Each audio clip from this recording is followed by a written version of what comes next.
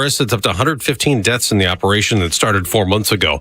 They're in mourning in Switzerland. The 40 people killed when a disaster struck as people celebrated in a bar an hour and a half into the new year. 10 helicopters and 40 ambulances rushed to the scene after police say a fire broke out at La Constellation bar in Crans, Montana. According to BFM TV, 2 French witnesses say champagne bottles with sparklers caught the wooden ceiling on fire. Panicked partygoers frantically ran for their lives out of the basement, up the narrow stairs, and out of the door. Fox's Stephanie Bennett. 115 others in the bar were injured. In Colorado, a woman was found dead in a hiking trail by other hikers. Her body next to a mountain lion they chased away, suspected and to be attacked and killed by a mountain lion in Colorado, the first since 1999. New York City has a new mayor, a socialist, Zoran Mondani, and Fox's Rebecca Castro reports. He got straight to work after taking his oath of office at midnight on January 1st. He announced 5 executive orders yesterday, including ones focused on housing and protecting tenants. We will govern without shame and insecurity. America's listening to Fox News. Wesley Financial Group is not a law firm. Ask yourself this question. Is it really worth holding on to that timeshare that you know you need to get rid of? Here's the truth. The average maintenance fee just went up over 17%. That could have been 117%, and there's nothing you can do about it. When you buy a timeshare, you give them a blank check for annual maintenance and assessment fees. I'm Chuck McDowell, founder of Wesley Financial Group. For 15 years, I've helped over 50,000 families cancel their timeshare.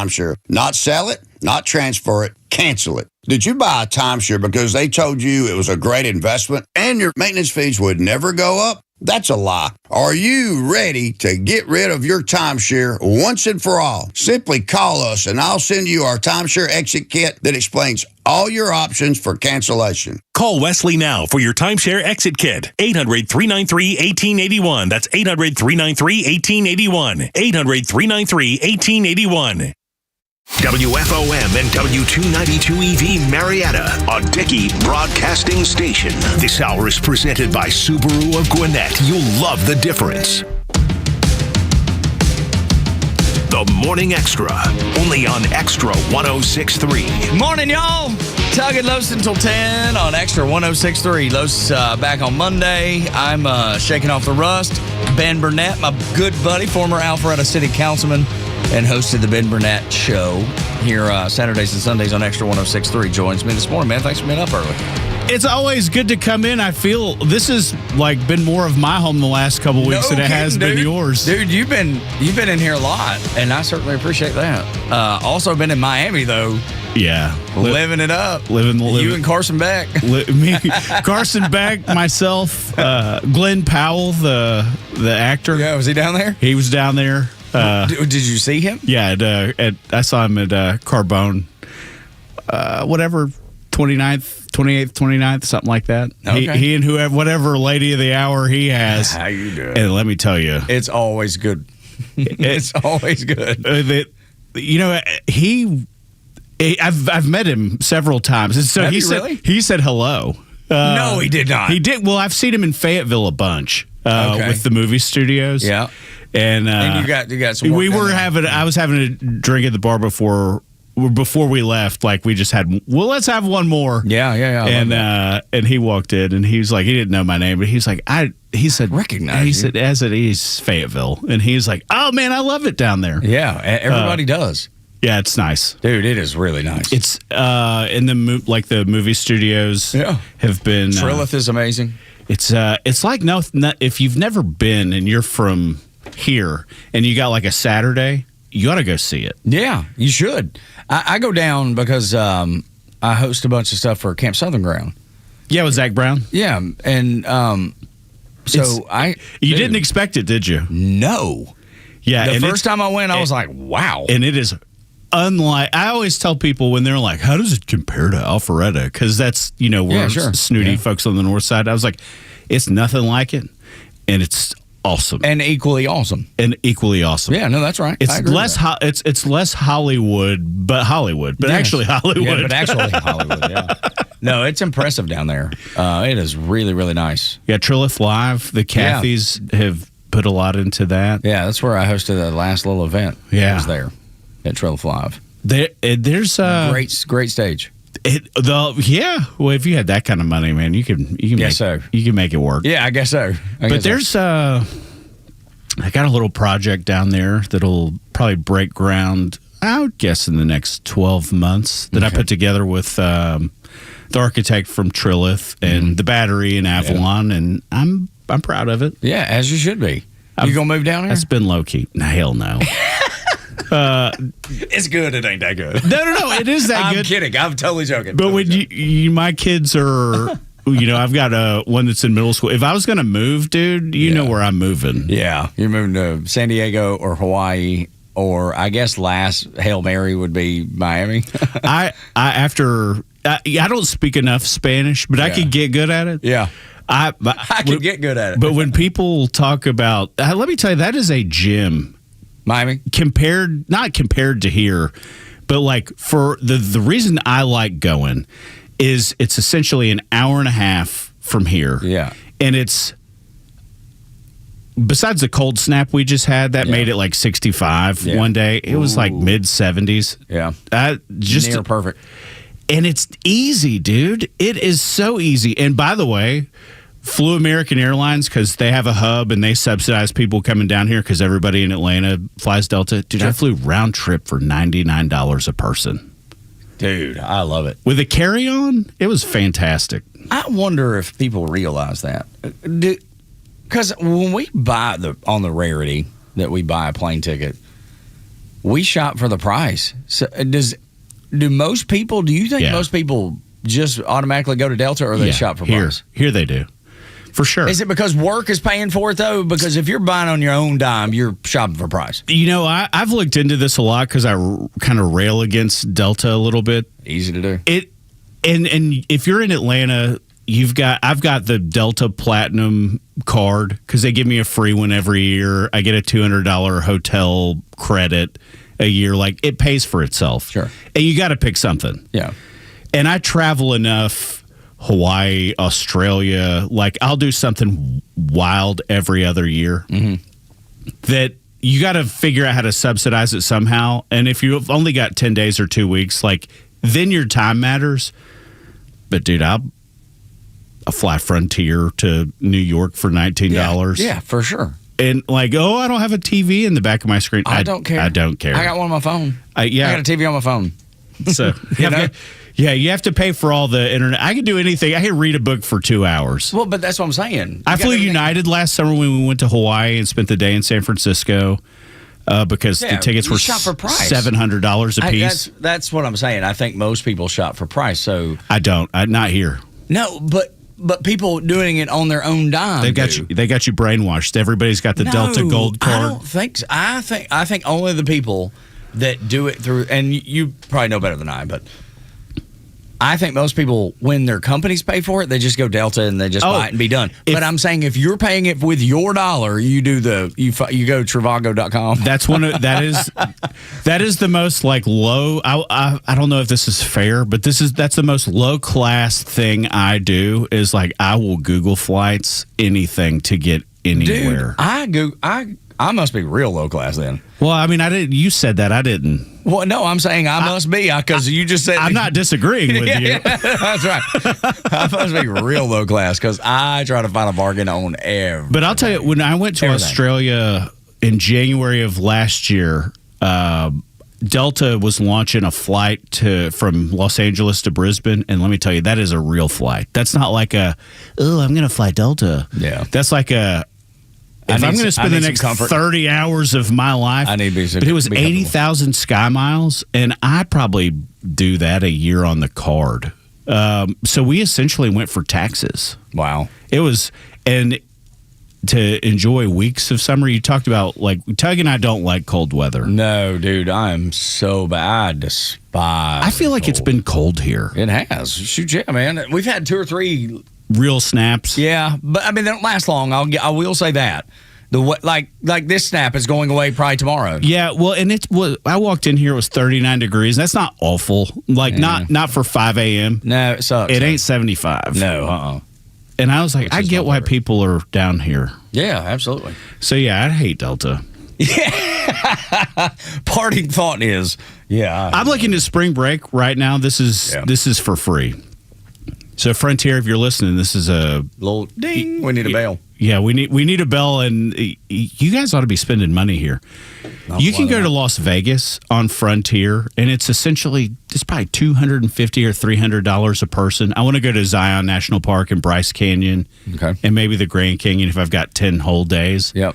We're not like adamant national park goers, but it's cool. I feel like my kids need to see the country. Yeah, sure. And that's something my son has never done, really. He's never seen. He's a lot of the Southeast, a lot of New York because his mama's from New York. You've got an athlete, though. That's like the one trade-off. Yeah, it is, man. It is. It's like, but by God, you know what's that sports facility? What Lake Point Sports looks like. In and out. Spent a lot of time there. And East Cobb and yeah, dude. New York, Florida. Y'all can have all that. Yeah. It's been the joy of my life, though. It's been so much fun. So many. Because I know where you're coming from. Most people feel the exact same way. They're like, you're doing what? And Carlos is kind of living that right now. But it is incredibly fun to see your kid excel. And the heartbreak. Look, Georgia had a heartbreaker last night. They did. But I was convinced they were going to win in the first half. Yeah, I think most people were. But I've watched enough. I've watched enough of the game change to be like, if you get down 2.5 possessions, it's hard. Yeah. But if you don't, it can change fast. Yeah. And last night it did. I stayed up and watched the whole thing. But congrats to Ole Miss, man. They outcoached, outplayed. They were the better team. So I've always been the guy who liked Lane Kiffin on the other end of like when he got sober and kind of reconciled his marriage a little bit and his kid, like they got older, he matured. A little bit, yeah. And then he was the same damn person. Yeah, he's still the same guy. He is minus the a-hole. Yeah, he is. And I wanted people, that boyfriend that you've been hanging with forever because you're convinced he's going to change, his ass ain't going to change. No, Leopard doesn't change its spots. And I know it's cliche, but it's true. I hope he goes to LSU and has all the recruiting success in the world, and I hope he never wins a national championship. That's never the curse. I want Ole Miss to do it this year. Yeah, me too. I'm pulling for Ole Miss the rest of the way for sure. And I want them to not give him a ring. And they will. They will. They will. No. You think they're bitter? Hell yeah, they're bitter. Do you think they'll be that petty bitter? I might give him a ring. He's getting a ring, dude. There's no doubt. Zero doubt he will get a ring. I'll tell you, though, I think it's more okay to say college football in this postseason, and I don't mean this postseason, I mean the postseason. Yeah, the postseason. It's awful. Yeah, it's not good. It's awful. I said when they went left four. We couldn't find 4 good teams, Tug. Get 4 right. There was 2 blowouts and a good game. You don't know which one it was going to be. But you knew you were right. But you're getting 2 blowouts and a good game. Might be a semifinal, might be the national championship, but there are going to be 2 blowouts. We can't get 4 right and you're going to go to 12? Dude, it's awful. It is all. I agree with you 100%. It is awful. Because I love Alabama football. Yeah, they didn't have any damn business being on a field yesterday. They did not show up. They got embarrassed. Yep. I don't know that they could have shown up. Yeah, they couldn't have. They're not a good team. I texted one of my buddies who went to Alabama, who's watched every game his whole life. Yeah. And I said, is this the worst loss of the last 15 years? Yeah.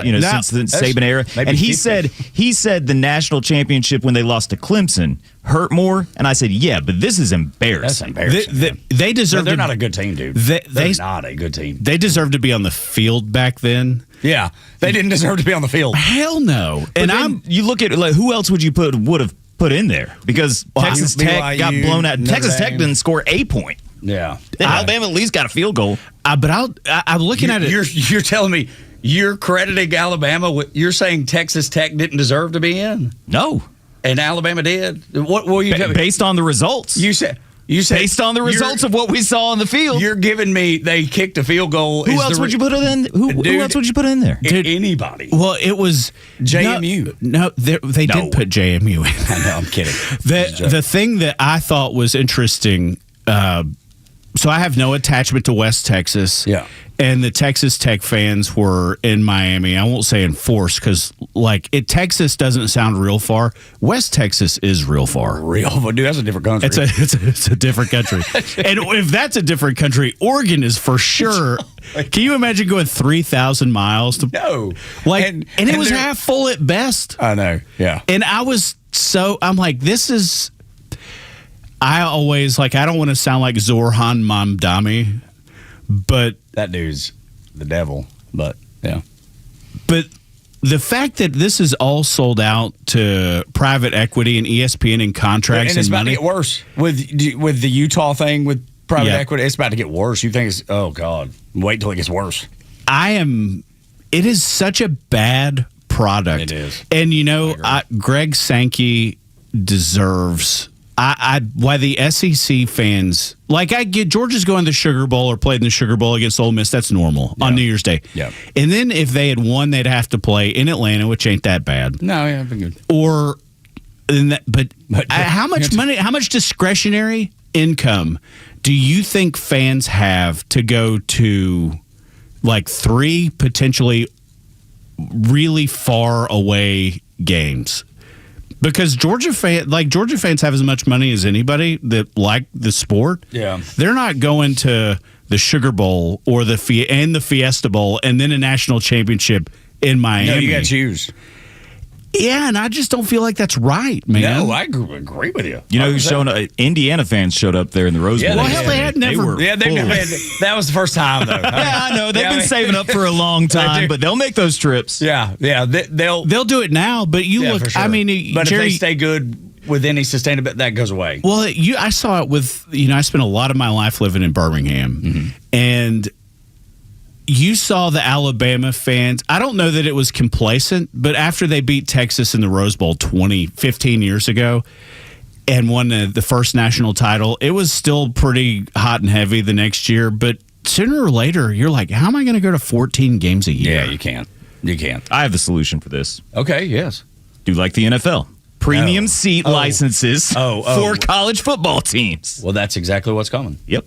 That's exactly what's coming. It's so bad. It's going to be bad. It is going to. And so it'll all be incentive corporate trips for fans. It'll be awful. No kids. It's going to be so. Why would you want kids at a college football game? Yeah, I know, right? I did like the kids. The kids that go to the school are not going to be able to. I did like none of that. That whole student. The Taco Bell. Yeah, the Live Moss section gone. Embrace the corporate overlords. Oh, man, the thing that is. The culture, the coolest job I've ever had. And I know you're saying that sarcastically, but I just hate the idea of it. I hate it, dude. It's about to get worse. I talk to Brad Nessler every once in a while, who's still on CBS Sports. Yeah. And his partner is retiring, Gary Danielson. And love-hate relationship most people have with him. Ness was on my Instagram, and he sent me a picture of his gate, headed to El Paso, and he goes, I hate you. It's going to be colder than hell. And I'm like, he's such a great dude. Dude, he is a great guy. And I wish there was a spot for him at ESPN. I don't, because I hate ESPN.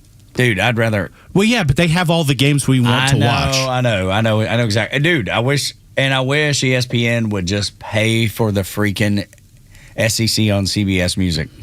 Well, go get it. I was watching. We deserve that. Greg McElroy, who's one of ours. Yeah, he is. He did a great job calling the game last night. Who was the other one? Joe Tessitore? No, that was earlier. Sean McDonough. He was awful. Yeah, it was just so over the top. I was like, well, what? He's over the top. Well, although McElroy gets a little bit over the top, I think he did a good job. Tessitore, Joe Tessitore, everything is like this. They are lining up to kick off. It's just so dramatic all the time. McElroy, he's a radio guy. Yeah, he does the XM channel, I think. Or he used to. I don't know if he still does. He's on like local Alabama. Oh, that's right.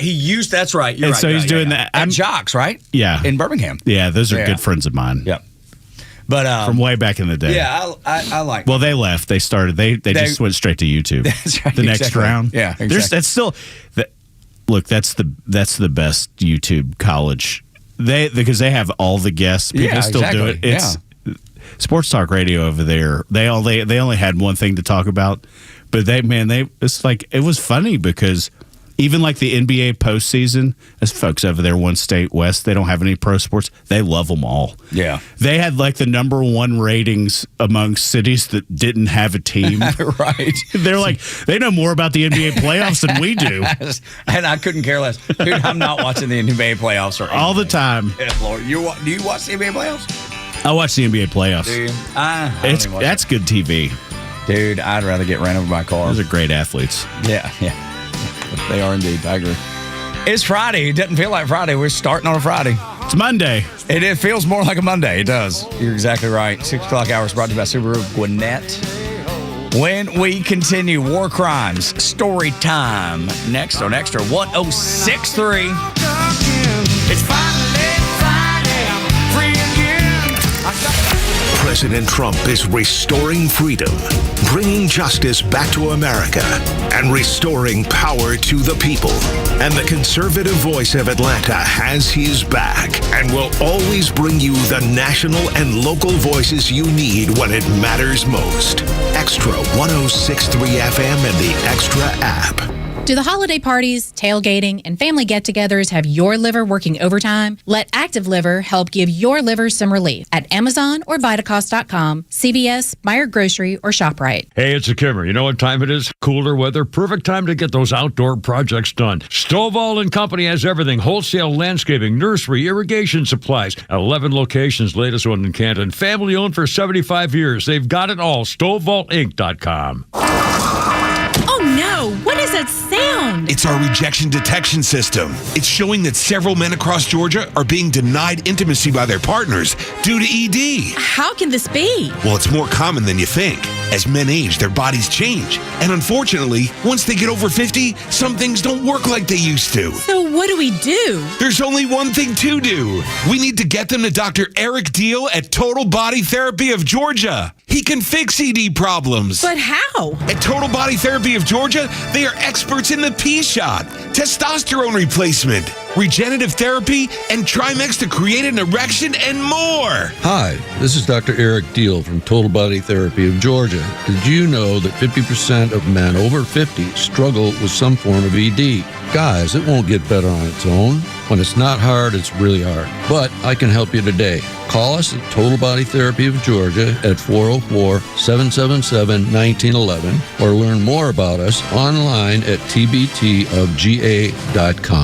I'm Ashley Dvorkin with the Fox Celebrity Profile with Dave Franco, Ariana Greenblatt, and Justice Smith of the magic-filled franchise continuation, Now You See Me, Now You Don't. This time, the Four Horsemen unite with a new generation of illusionists for a global mission to stop a corrupt diamond heiress. I want to talk movie magic. What was the first movie that you saw that made you think, oh my goodness, how are they doing that? That is movie magic. The first that comes to mind for me is when I saw Jurassic Park in theaters. That's a good one. I remember watching Fight Club and being blown away. Yes. Just like realizing like you can do that in movies. You can be this weird and like be this kind of irreverence and crazy. I feel like Wizard of Oz was like one of the first movies I feel like ever to have so much magic in it, to do something so ahead of its time. Yeah, that movie obviously was crazy, but you look at the visuals and the colors and everything, and it's pretty magical. Ashley Dvorkin, Fox News.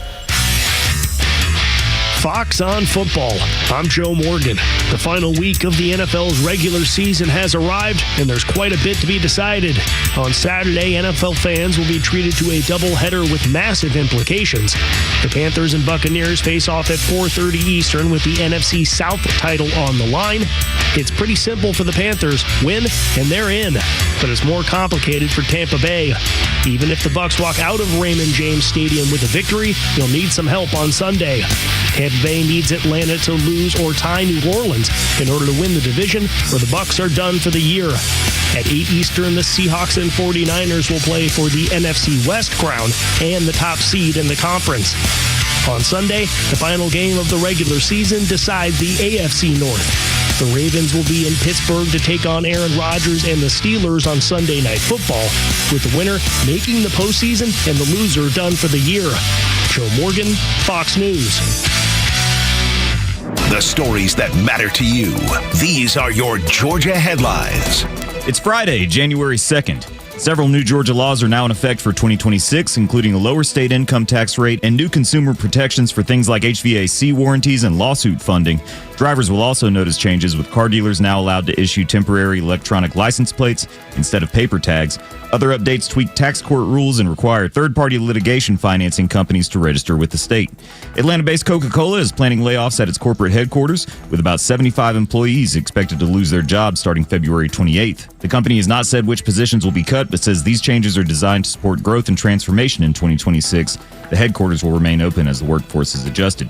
And Jaha Howard was sworn in as the new Georgia State Senator for District 35, representing parts of Cobb and Fulton counties. He replaces Jason Estevez, who dropped out to run for governor. Today's weather, mostly cloudy with a high of 58 and some afternoon showers. With your headlines, I'm Jerry Payne for Extra 106.3. There are several places that you can go and learn online. I mean, like Harvard offers free classes. What is it? Khan Academy is one of those that you can go and, and pick whatever classes that you're interested in. The folks at Hillsdale College is another great place. That's one that I actually really, really like and encourage you to go there. Tons of free programs. And there's so many good. I started the Federalist Papers. Oh, cool. Yeah, it's fantastic. Look at you. I love that stuff, man. I love reading about it. Just having the time to finish it has been obviously a challenge for me. Oh, it's like Tug with books. And movies and TV shows. 10 pages in, you don't see it again for 2 years, he gives it back to you. Well, yes. Not that that's happened to Lowe's. He's not speaking from experience there. So don't want you to be misled that way. But there are places to learn. And one of those places is right here on Extra 106.3. It is time for story time. Settle in and get comfortable, folks. It's story time with Uncle Los.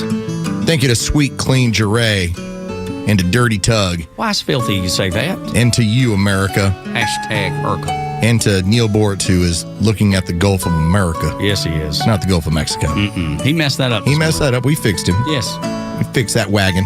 Took care of that. Helped him. Want to tell you the story because war crimes has been part of the news for like the last week and a half. This is America committing war crimes. Oh, war crimes. And we have gone through the law end of it. As we have pointed out, when you are designated as a terrorist, well, there's no such thing as murdering terrorists. There's not an international court where that occurs. When you have vessels, as Tug will tell you, an unmarked vessel in international waters with no uniformed personnel on board, that is not an official vessel. In fact, if it gets blown up, it gets blown up, but yet you still have the left pushing war crimes. I want to tell you about a famous war crime, one of the greatest war crimes ever. The greatest, and I don't think I've ever heard war crime described that way. This is the story of Captain Benjamin Lewis Solomon. And Captain Solomon, well, he was born in 1914, grew up in Milwaukee, Wisconsin, Jewish family, and then attended college in 1937. I mean, he got drafted into the Army in 1940. Before the war is even breaking out, before we even have the bombing of Pearl Harbor, you have this man in the infantry. And he's a private, but he immediately gets promoted over to sergeant. And one of the things that was noted within his military record is he was the regimental leader in terms of rifle accuracy and accuracy with a pistol. It's like this guy at the time, Sergeant Solomon, they're like, this guy's deadly with this stuff. It's pretty impressive. Well, the war starts to move on, and he gets deployed over to the Pacific Theater. Now, there's an important aspect to remember the difference in what we had going on in the European theater versus the Pacific Theater. The Geneva Conventions. Now, if you don't know what that is, or if you just got a vague understanding, This started in the 1860s. We had a multitude of these that ran into the early 1900s. And basically it was trying to come up with, here are our rules of war, internationally recognized. So, for instance, as the story would go, if you were in the European theater and you were fighting the Germans and you had a medic, well, that person didn't really have to worry as much as the traditional soldier of being shot and killed, because the Germans respected the Red Cross. Does that mean that everyone survived? No. It's just the chaos of war. But there's countless stories of medics that would go work on German soldiers as well as Americans, and both sides would leave them alone. That was part of it. It was different in the Pacific Theater. In the Pacific Theater, everybody was game. And being captured by the Japanese was not really an option. Dug into some of the numbers. When you look at the amount of POWs, Allied POWs, that died in captivity, if you were to be captured by the Germans or the Italians during World War II, the rate of death in captivity was 4%. If you were captured by the Japanese, it was 35%. Wow. Huge difference of numbers. Huge difference of care. And so what would happen to Americans that were serving in the Pacific, they recognized the Japanese at the time were very much a death cult. That the way to serve your emperor, to honor your emperor and honor your family was in death. And they also looked at it as, how many Americans can I take with me before this occurs? Can I give you an example of this Sure. real time? With your grandfather. USS Hope. He was an Army medic stationed aboard a Navy ship, USS Hope. It was hit at least, I believe, 6 times by kamikaze pilots. It was a hospital ship, clearly marked hospital ship, Red Cross. Red Cross. It did not matter. Did not matter to the Japanese. Not one bit. So let's get to now the date of July 7th, 1945. And this is now the Battle of Saipan. And you have now Captain Solomon, who's on duty. Captain Solomon is actually over near the medic tent. And that early morning, the Japanese decided it's bayonet charge. We're bringing everything. The typical, as you see, the bonsai charge. Low on ammo, let's weapon up, let's go and attack the Americans this way. We'll charge them from all different directions. Well, the medic tent was about 50 yards off the front lines. That's where they had to line out, because the Battle of Saipan, that was some really hard fighting for the Army and the Marines in that area. Just brutal fighting. So the Japanese charged that early morning. And again, Captain Solomon, over near the medic tent, surfing in there, here's the yelling, here's all the stuff that's going on, and a Japanese soldier comes flying from underneath the tent, just scooted right underneath it, has got a bayonet and starts bayoneting some of the men that are there that are receiving medical treatment. Well, Captain Solomon, he's only got his .45 on him, shoots the guy, takes his rifle from him, basically beats him to death with it, and then goes and arms himself. As the story goes, and the eyewitnesses that have pointed out what occurred from there, Captain Solomon knocks out the Japanese soldier with a rifle butt and begins firing his weapon. He then gets a hold of an M1 and begins single-handedly fighting off this charge so that the medical staff can get everyone out of that tent. Captain Solomon, as his gun jams his M1, there's a Browning automatic rifle. Yeah, this is a large rifle. This is like what my grandfather was given at the time, and that was your keep their heads down automatic rifle, so we can move and get ourselves into position to better assault the enemy. This is not typically a rifle for just one person. It's a large moving rifle. This man and Captain Solomon was mounting it in different positions around the tent and just kept shooting more of these Japanese that were on this bonsai charge. So the day goes on. The medical tent ends up having everybody get out of there. And by the time that the Americans retook the position, what did they find? They found 98 dead Japanese soldiers surrounding the medical tent. And Captain Solomon dead, still holding the rifle. Everyone's like, this guy just cleared out all of these people so that all of these soldiers could get out of there and the medical staff could get out of there. That's what he did. Now, we talk about war crimes. What happened with Captain Solomon? Again, this is a man who had joined up in the military, started as a private, got pushed to sergeant, moved up the ladder to becoming captain. Captain Benjamin Lewis Solomon. When he joined the military, he joined as a dentist. He was at the medical tent because one of the surgeons had been called away to another location, so he volunteered as another member of the medical staff to sub in. Why is this a big deal?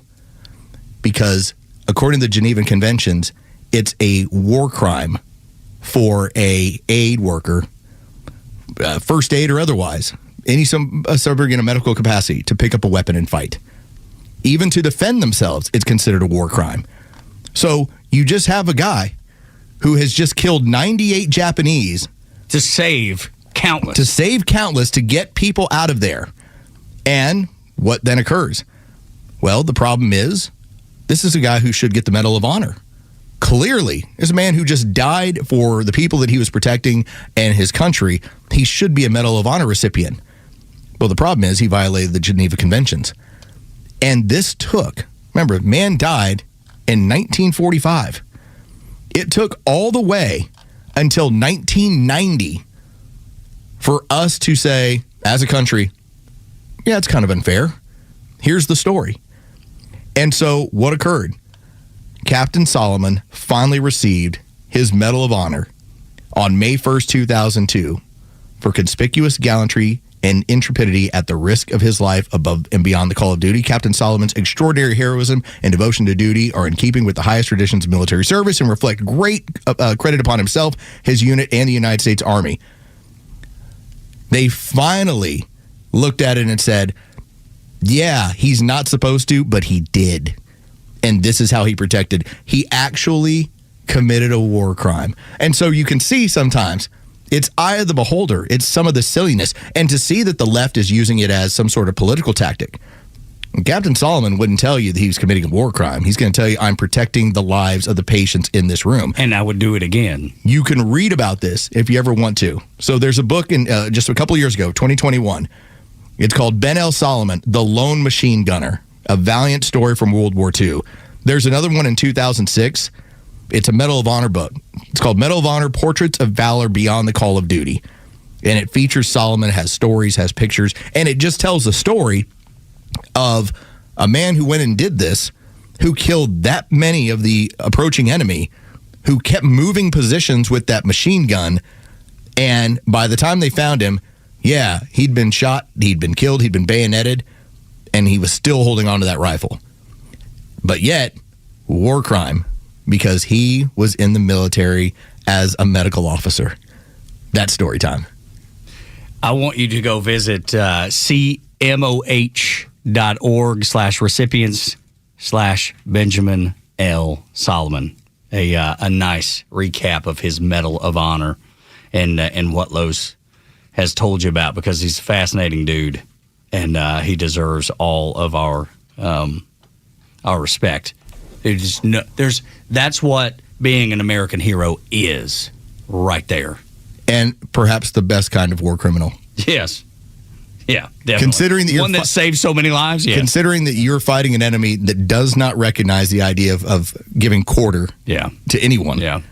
They attacked the medical tent so they could bayonet the people that were in there. And your grandfather got attacked on a medical ship with kamikaze pilots. And gave every one of the pilots a burial at sea with honors, because that's how much they respected their adversary, and that's not the way that the Japanese felt at all at the time. And yet Captain Solomon he was hung up on war crimes. He's a war criminal. Yeah. But now it was always recognized, as you go through all the years, it was everyone recognized the value, the gallantry. Yes, but it was, all right, did you violate the Geneva Conventions by picking up a weapon as a medical official, as a medical officer? Mm-hmm. Yeah, you did. But you had to. That's right. Otherwise, this entire medical tent is going to be killed. And in this case, non-combatants are going to be murdered. Yeah. Because remember, they're already injured. People in uniform, oh no, that's murder. Yeah. That's not war. Yeah. These are people that are supposed to be POWs. That's right. That's a war crime. Yeah. But yet what Captain Solomon did, technically it's a war crime. But again, the best kind. So deserves nothing but our respect. So think about that story. When you think about Hegseth specifically. And you hear the left talking about war crimes and if you are refusing illegal orders. Captain Solomon at any point could have been like, well, this is illegal. Yeah, I can't do this. And he did. Because he needed to. It was the right Somebody thing had to, and he did. And that's the crazy thing about Hegseth. All of the people that are rallying against him, including establishment Republicans, because there's plenty of those too, they're not quite as loud. They're not quite as out front. But behind the scenes, many of those establishment Republicans hate Pete Hegseth too. And they are rallying against him, calling him a war criminal. Some of the people at National Review, which is a conservative website, they're rallying, saying, "Oh, these people need, to be brought to court." No, they don't. No, they don't.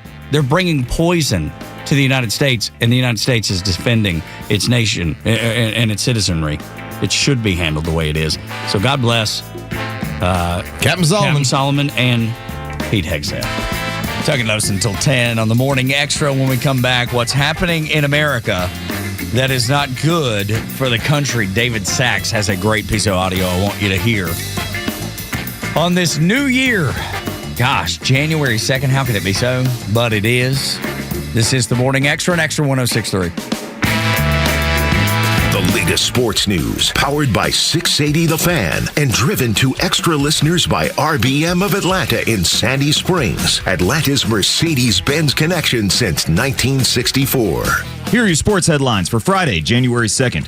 From the college football playoffs, a shocker in New Orleans as Ole Miss eliminated Georgia in the Sugar Bowl. Georgia led 21-12 at halftime, but quarterback Trinidad Chambliss led the Rebels in a second-half comeback, finishing with 362 passing yards and a pair of touchdowns. Ole Miss kicked the game-winning field goal with 6 seconds left, the final 39-34. Elsewhere, Miami upset Ohio State in the Cotton Bowl to move on to the Fiesta Bowl, where they'll face Ole Miss. Oregon shut out Texas Tech in the Orange Bowl 23-0, and Indiana blew out Alabama 38-3 in the Rose Bowl. Oregon and Indiana will meet in the Peach Bowl. In the NBA, the Hawks head to Madison Square Garden tonight to face the New York Knicks. Tip-off is scheduled for 7:30. With your sports headlines, I'm Jerry Payne for Extra 106.3.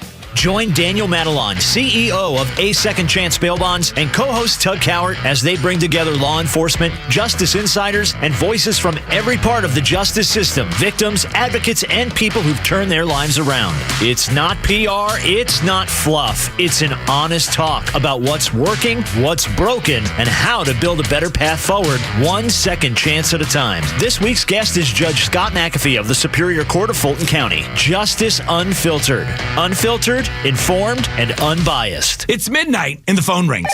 It's a loved one calling from jail.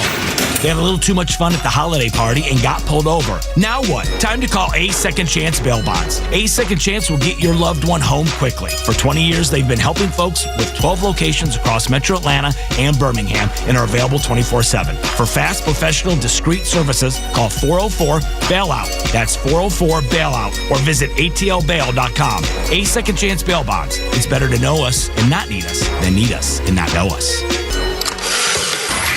It's January 2nd, and this is your Fox Daily Snapshot.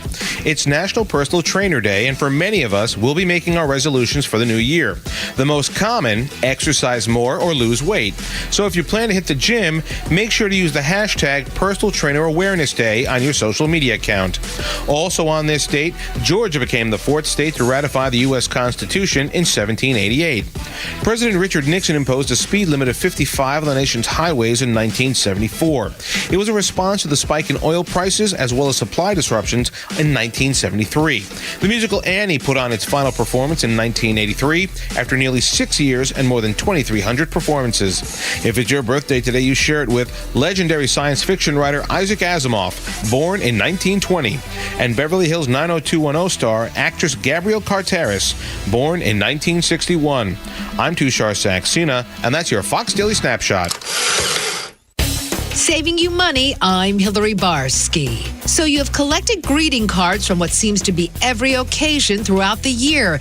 You feel it's wasteful to toss them, but at the same time, you feel you don't need the clutter. Well, you can always donate them. Many facilities, including schools and daycare centers, could potentially use them for arts and crafts projects and other purposes, or you can get creative and save money by making placemats out of them or turning them into gift tags. You can make longer cards into bookmarks by punching a small hole in a long rectangular piece of card and adding a ribbon and give them as gifts. And why spend money for note paper when you can use the blank area of the card for notes or use the paper for making lists? Or cut out your favorite scenes, say from your Christmas cards, attach a ribbon, and create one-of-a-kind ornaments. Being creative with your greeting cards can perhaps save you some money in the long run. Saving you money, Hillary Barsky, Fox News. Fox on Tech. Hacking can get you sent to prison, and the U.S. government means it. The U.S. Justice Department says 2 men have pleaded guilty in a Miami federal courtroom to partaking in hacking schemes involving ransomware used to shake down corporations. The bad software would lock a company out of its own systems and demand payment, usually a very large sum, via cryptocurrency, to have the hackers unlock the systems, hopefully for good, but with little assurance they won't relock it and demand even more money. But here's what makes these 2 guilty pleas worse. The 2 men had careers at top U.S. cybersecurity firms, even though they were working for or with the notorious hacker group known as Black Cat, a primarily Russian group blamed for the 2024 takedown of Change Healthcare, which stole patient data and clogged up payment systems for providers. A $22 million ransom was paid. With Fox on Tech, I'm Eben Brown, Fox News. Georgia politicians, if you want to win your election, the path to victory runs through Xtra 1063. Xtra listeners are some of the most engaged, active in their communities, and outspoken on their beliefs, especially when it comes time to vote. So now's the time to get involved before our listeners move on to someone else. Tell the candidate you're voting for that if they want to win, the path to victory runs through Xtra 1063 FM and the Xtra 1063 app. Morning Extra on Extra 1063. I want you to hear from David Sachs because he's got this rant that he goes on, and it's exactly what you and I have been saying forever. I hope that there will be a serious investigation. I hope that there will be indictments. I hope there will be deportations, hopefully massive amounts of deportations. And I hope there'll be impeachments of some of these officials who let the fraud happen. Ooh, so the country is being eaten alive, it feels like, by fraud. Government funds are being stolen. Votes are being stolen. I believe elections are being stolen. And it all comes from the fact that the party of government doesn't really care where the money goes. It's all just patronage to them, whether it's to Somali daycares or whether it's to this high-speed rail line that doesn't have one piece of track laid. I mean, how much has California wasted on that? Yeah. Or $24 billion to the homelessness, only to see the homeless population increase. Look, these politicians don't care how the money is spent at all. All they care about is rewarding their supporters. That's the whole game. And then those supporters round trip a portion of the ill-gotten gains they've gotten from the government back to those politicians. That's the whole game. And then when the whole thing blows up because it's just so corrupt and inefficient and so absurd, what do? They try to find productive people to scapegoat. And they say that billionaires are your problem. They'll blame billionaires for that, or they'll blame the tech community. Look, the startup community, the tech community is one of the, I'd say, last extremely well-functioning parts of American society, but they don't control it yet. And so that's what the politicians will do, is they will try to find scapegoats to expand their control and expand the size and scope of the corrupt system that they're running. Dude, I couldn't have said it more perfectly. He said the Democrats. He didn't say the Democrats. I'll fill in the blank for you. The Democrats, the party of government. And government lets you down every time. Every time. If you depend on the government for anything, prepare to be let down. That's what they do. They're inefficient. They don't do it for the right reasons. There's no one there that gives a rip. And if you don't believe me, look at Ground Zero in Minnesota. The fraud that is there, that is the tip of the iceberg, and that's exactly what David Sachs is talking about. Tip of the iceberg. of the fraud and corruption that happens in every city and every state in the United States of America. There's plenty of establishment Republicans, though. Don't let them scapegoat. Don't let them be not gathered up in this, too. Can't let them off the hook, Tugwood. Ever, dude, because they're just as guilty. And they do it. They're all, dude. We had this conversation off the air. We'll bring at least part of it to the air, is just because you believe people go into government thinking, hey, I'm going to do something good. Sure. I think you know that you have well-intentioned people when they get there on day one. They don't run on it as a pledge to earn a vote, but they're like, hey, I just want you to know in the Georgia General Assembly, there's plenty of people who are like, I'm going to do 4 terms. I'll do 8 years. I'm going to give the seat back. Greg Dolezal is a friend of ours, running for lieutenant governor. He was like, if it wasn't open, I told him I was going to be done. I'm done. And I think that when you get further removed from that, those people a lot of times don't make it into leadership because you can't build around them because they've already self-term limited themselves out, which is counterintuitive to what people in this country want. You know, if Mike Johnson, let's use him because he's on our team. Yeah, sure. You know how hard it is to become Speaker of the House with that gaggle of motivated individuals? Damn near impossible. You got to be one of 218, and then you got to claw and scratch and step on each other to get ahead, and you got to find this special interest group or that one, and somehow manage to not piss just enough people off that they'll make you Speaker. I think what has happened in Somalia, which I think what's happened in Minnesota, Mogadishu, Minnesota, it's awful. But that's the tip of the iceberg, dude. It is, dude, and that's the thing. I don't get all like own the libs because I don't necessarily I don't know what ours are. It probably has a lot to do with the Department of Defense industrial complex. Oh, I would imagine so. Lindsey Graham and his team. Come on, dude. There's fraud there, too, without a doubt. The freaking Pentagon hadn't passed an audit in, the last 15 years or something? I just don't have a lot of faith. I don't know how many people. I used to think that at some point in my lifetime there's going to be like a radical change, and it was Trump. MAGA. Trump is a radical change. Well, it is, but I think even he's run into it to be like, man, it is damn near impossible to get anything done. Oh, I think he realizes that. Now, I don't. And I think Obama, in fairness to the liberals, I think Obama started the executive order governing style, which I really don't like. No, I hate too. But I think he did it because he realized to get where he wanted to go, he had to have essentially almost 2/3 of the people in the Senate. And man, that has got to be a dirty ass cesspool. Because I believe 3/4 of people in government at the federal level, maybe the state level, a little different, local level, a lot different. I think you'd probably be surprised. I think you have that it's dirty too. Just as dirty. I think it's dirty in different ways. Probably. But I think 3/4 of people in government are there for themselves and their self-benefit, not just as for dirty, the country. fewer zeros. If you've got if you're the closing attorney for the town and you're the mayor of a decent sized town, who do you think does all the commercial brokerage building transactions? Absolutely. I've seen it. Or insurance, or pick one, dude. Yeah. No. Or the accounting, and I'm not saying like there's plenty of that goes on in every line of work, right? Yeah, sure. You curry favor if I knew people based on what I had done and we were friends and your son needed a job, I would do anything to help you. And it's really not a lot different, but when it's government money and all that, it feels awful. Very insider. Very insider. It reminds me of the college football playoff. It's awful, dude. Filthy.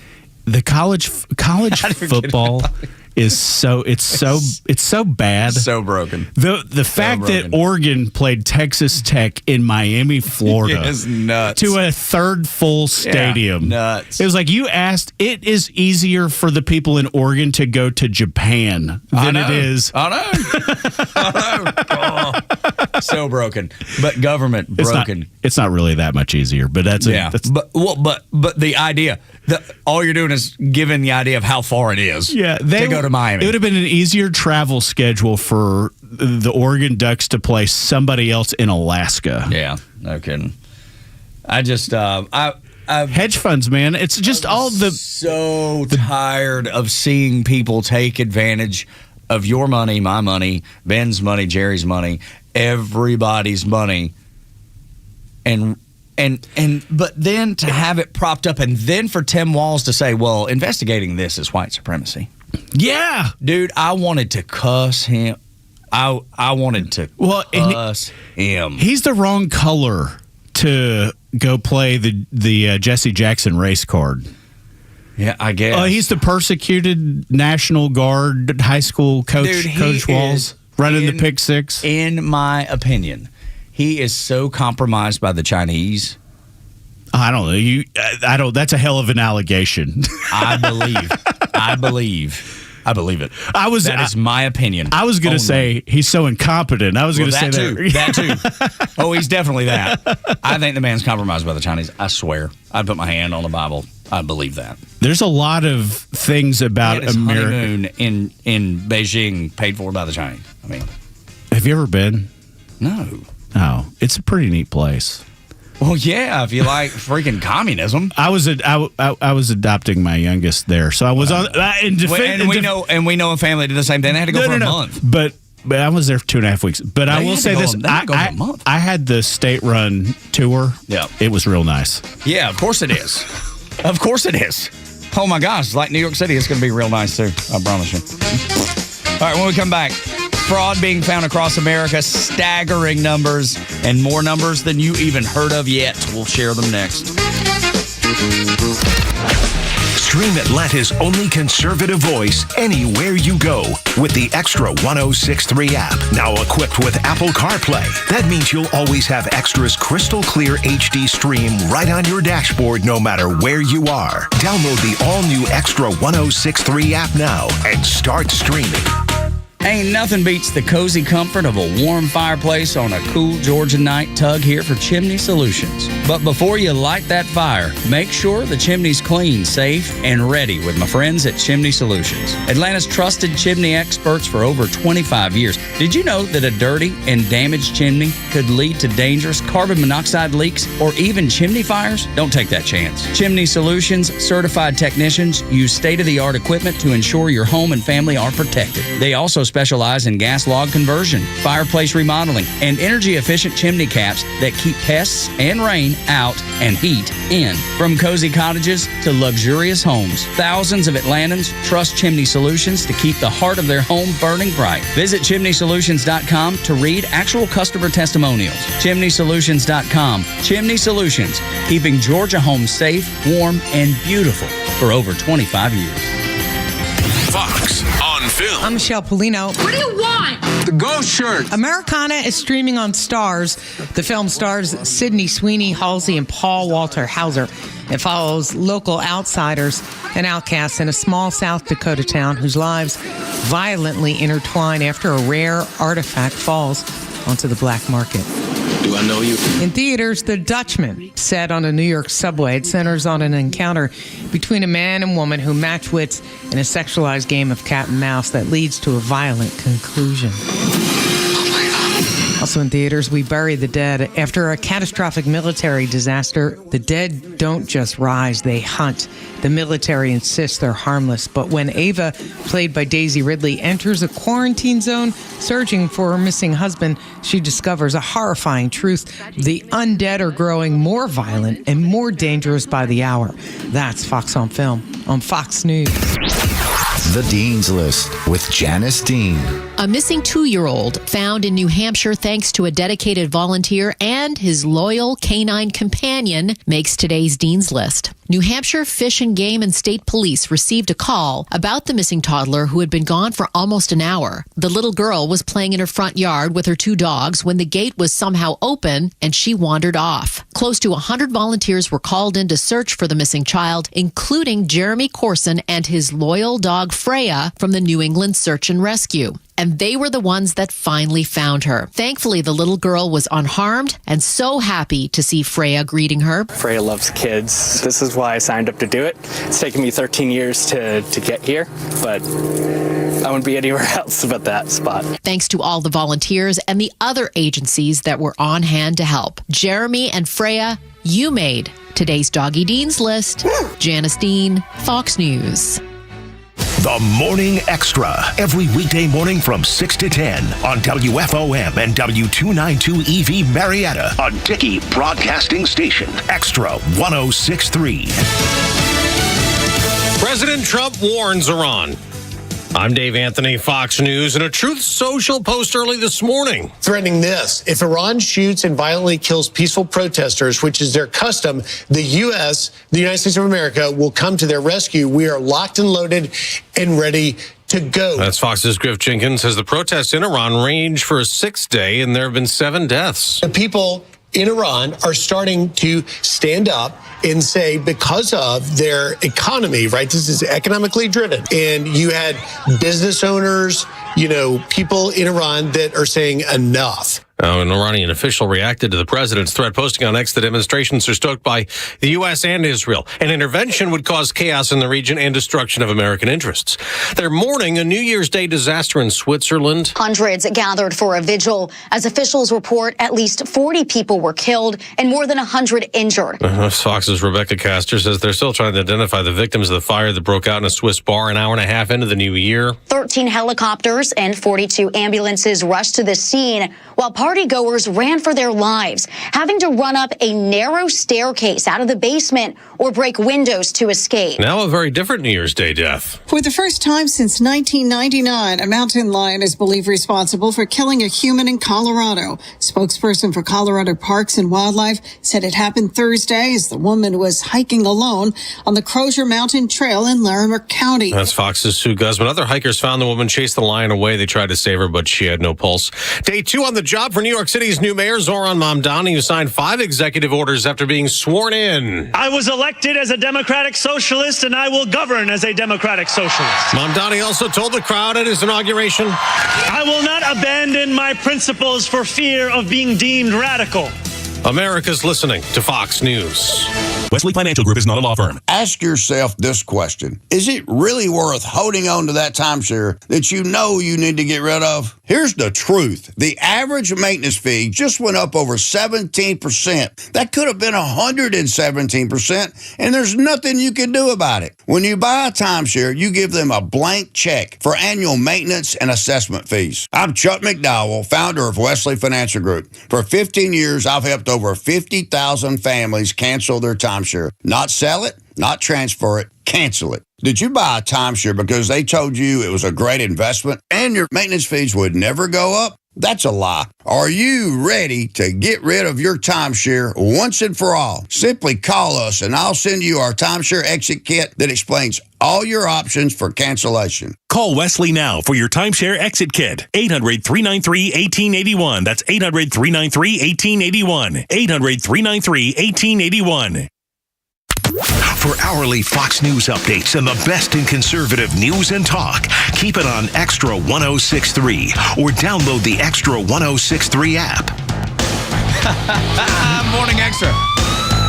On Extra 106.3, Tuck and Los until 10. Los will be back on Monday. Me and Ben Burnett, former Alpharetta City Councilman and host of the Ben Burnett Show, in with you. Oh my gosh, I can't believe we're starting a Friday. It feels like a Monday and we're already getting on Skinny Bop. It's good. It's good. It's good. It's good. It's good. Poison, baby. Come on. Poison. This one's for all the Georgia fans that were going to do Dry January, but that ended last night at about midnight. No way, man. No way. I'm still doing Dry January. Absolutely still doing it. Well, you had to get up and come to work this morning. I know, yeah. I know for a fact there's at least 1 or 2 out there listening right now. Into that game, they popped open Bartender. that bottle. Joe, who needs a refill? Oh, it's so good. So good. Hey, look, Georgia got outplayed. They got outcoached. I don't know what else you say about it. And hat tip to Ole Miss with all the chaos. Pete Golding, legend. Dude, legend already. Dude starts out in a legendary fashion. He's lost weight, too. He looked like he ate donuts for every meal last year. He's slimmed down, dude. He's getting on the... They were like, look, if you're going to ever be the $10 million a year guy... You better trim down. Yeah. You better look good. Jimmy Sexton, who's proud and round as in his own right, was like, buddy, we got to find you a treadmill. Well, he's committed to staying as a defensive coordinator, right? No, he's the head coach. He's going to stay the head coach. Okay, He is, yeah. I misunderstood that on the broadcast. Yeah, and then the offensive coordinator Charlie Weiss's kid. Yeah. Charlie Weiss Jr. is headed to LSU. Pretty much all the defensive staff is staying. All the offensive staff is going. And credit to Trinidad Chambliss. Dude, that kid. You find talent everywhere, don't you, Tugler? Lights out. Yep. There were 3 plays that should have been losses that he turned into positive yardage that changed the game. My son and I were talking about it because those were the 3 plays that made the difference in the game. I have a question for you about it. Is it easier to take, like, you're a dyed-in-the-wool Georgia fan. Oh, dude, love them. And I like Alabama, but Alabama hadn't been Alabama in a while. Dude, they suck. They suck. Dude, that's when they got blown out in the SEC championship, that told you what was coming. All right, let's just calm down. Like, dude, I maintain that they earned their spot. A hell of a regular season. I don't agree. They beat Georgia in Athens. Okay, all right. Okay. And they got embarrassed on national television. And they lost to Florida State, and they had some. That's a bad team. It was not. It's a bad team. It was not like 5 years ago. No. It's never going to be like 5 years ago. Ever. I agree with that. I don't know. Ever. It just takes a generation. Sometimes we just got to find it. That's right. It's hard. And dude, let me say for the record, I have nothing but respect for Alabama. Alabama's the most storied program, and right, absolutely. And as right, the most storied the biggest blue blood there is that exists in college football. In the you could debate it one way or another. That's my opinion. That's my opinion. That's from some new money Georgia fan. No, I'm saying like all the Georgia fans are all new money, and so. Oh yeah, right. I'm just saying. Look, Georgia's not like the Rockefellers. Alabama is the Rockefellers. Agreed, but that's exactly what I'm saying. What have you missed? No, I'm not. I'm just Jerry's. I'm thinking he's about to run out and play in traffic. But something about I'm used to getting my heart broken. Yes, right? And usually by Alabama. Something about having 15 years or so of just the best of the best makes it all feel bad. You get spoiled. Absolutely you do. But then you get embarrassed on national TV. You don't have to. So here's the thing. I've always said that if I could hire anybody in 2025 or 2024, 2026 now, I always thought Kirby Smart was the guy to maneuver through this era, to be closest to Nick Saban, to maneuver through the era that is college football now at present. Yeah, I don't know if I believe that anymore, dude. I gotta tell you, I understand why. Yeah, I'm not saying like if you've got him, you're not looking around. Kirby Smart's a great coach. He is absolutely one of the best coaches in college football, without question. But that's a big but, because that dude in Indiana did it on his own. And he was not handpicked like Lane Kiffin, like Kirby Smart. No, like Steve Sarkisian. They've all been handpicked. He's like a distant cousin to the Saban tree. That's exactly right. Yeah. Exactly right. Well, even you start talking about dismissing any of these coaches, like DeBoer, for example. Who are you going to go out to get and put in that slot? It's a great point. No one. Right, but they knew that nobody wants to be the guy to follow the guy. Well, yeah, he was set up for failure. I never bought DeBoer and still don't. But I don't know. There's always somebody's always got to be that guy, and poor DeBoer is that guy. Yeah. I think they're one of the. They're not what they were. No, but we have shown that there are not 12 good teams. They're not. No, dude. The BCS model was better than what we got, and it wasn't great. But it was better than this. Led to better games. Absolutely. Jure is exactly right. We did. I know. I think that it eventually becomes a place, and but I don't know, man. If the season ended, like Miami looked really good, like a really good football team, and they've spent a good portion of the year not looking like a really great. Dude, hitting the stride at the right time is matters. It's very difficult, man. And that month off is not nice to Georgia 2 years in a row. Everybody but Indiana. Yeah. What did they do to everybody but Indiana? And that's right. As I was watching the quarterback, what's his name, the Heisman winner? Mendoza. As I was watching him after the game, I was like, damn it, that guy's you say awkward? He's such an awkward dude. So awkward. What were you watching? He was polished. He had a great post-game interview. I thought it was the most awkward interview I've seen in quite some time. I thought there's going to be studios lining up to have him host NFL games. I was like, holy cow, this is the most awkward kid I've ever seen in my whole life. And I like him a lot. I just thought it was so awkward. He and his coach are both awkward, for that matter. I told Tug, I think it's some of the Latin growing up. Like he's not like a suburban white kid from. Or he's not like Gunnar Stockton. Yeah. You know what I mean? All shucks. Yeah. Dude, Gunner's also awkward. for different reasons. Completely different reasons. He's like, he just played football and did good and everybody's nice. There was the tight end for Ole Miss last night when he popped off that helmet and revealed that hairline. I was like, well, there's another plumber. Dude. No disrespect to plumbers, but that dude is a pipe fitter from deep in Mississippi. He looked like Squiggy from Lenny and Squiggy from Laverne and Shirley. Did you see it? You don't usually have to tell somebody at like 19 that they need to go ahead and shave the head. Yeah. That dude. Somebody need to tell him. Somebody need to tell the poor fella. Damn, and this is a guy that's lost his hair, dude. When it's gone, it's gone. Just let it be gone. Yeah. And it's okay. Tan the head. Just go take the hat off, get in the sun. It's going to be 3 awkward months. Make it look like the rest of your body. Yeah. No, I'm with that you, dude man. needs to get started now. Yeah. Another awkward moment for college football. Gosh. Yeah. Who's this guy? Here's 45 years old. Dude, he looked with a baby face. He looked 40. When that helmet came off, I was like, go. What is that? I did not see that guy. Yeah, I didn't either, man. Because he had just had a huge play. Do you remember the plays, Ray? You got a touchdown. That's right. Yeah, it was a touchdown. It was, I think, the first passing touchdown they had. Yeah. His name was Haas. Yeah. Yeah, and, that's right. Yes. Went over to the sideline, popped that lid off, and dude, you're like, ooh! What just happened? We got in a fight with a lawnmower. Yes, he did. And he lost. And his ass lost. Yeah.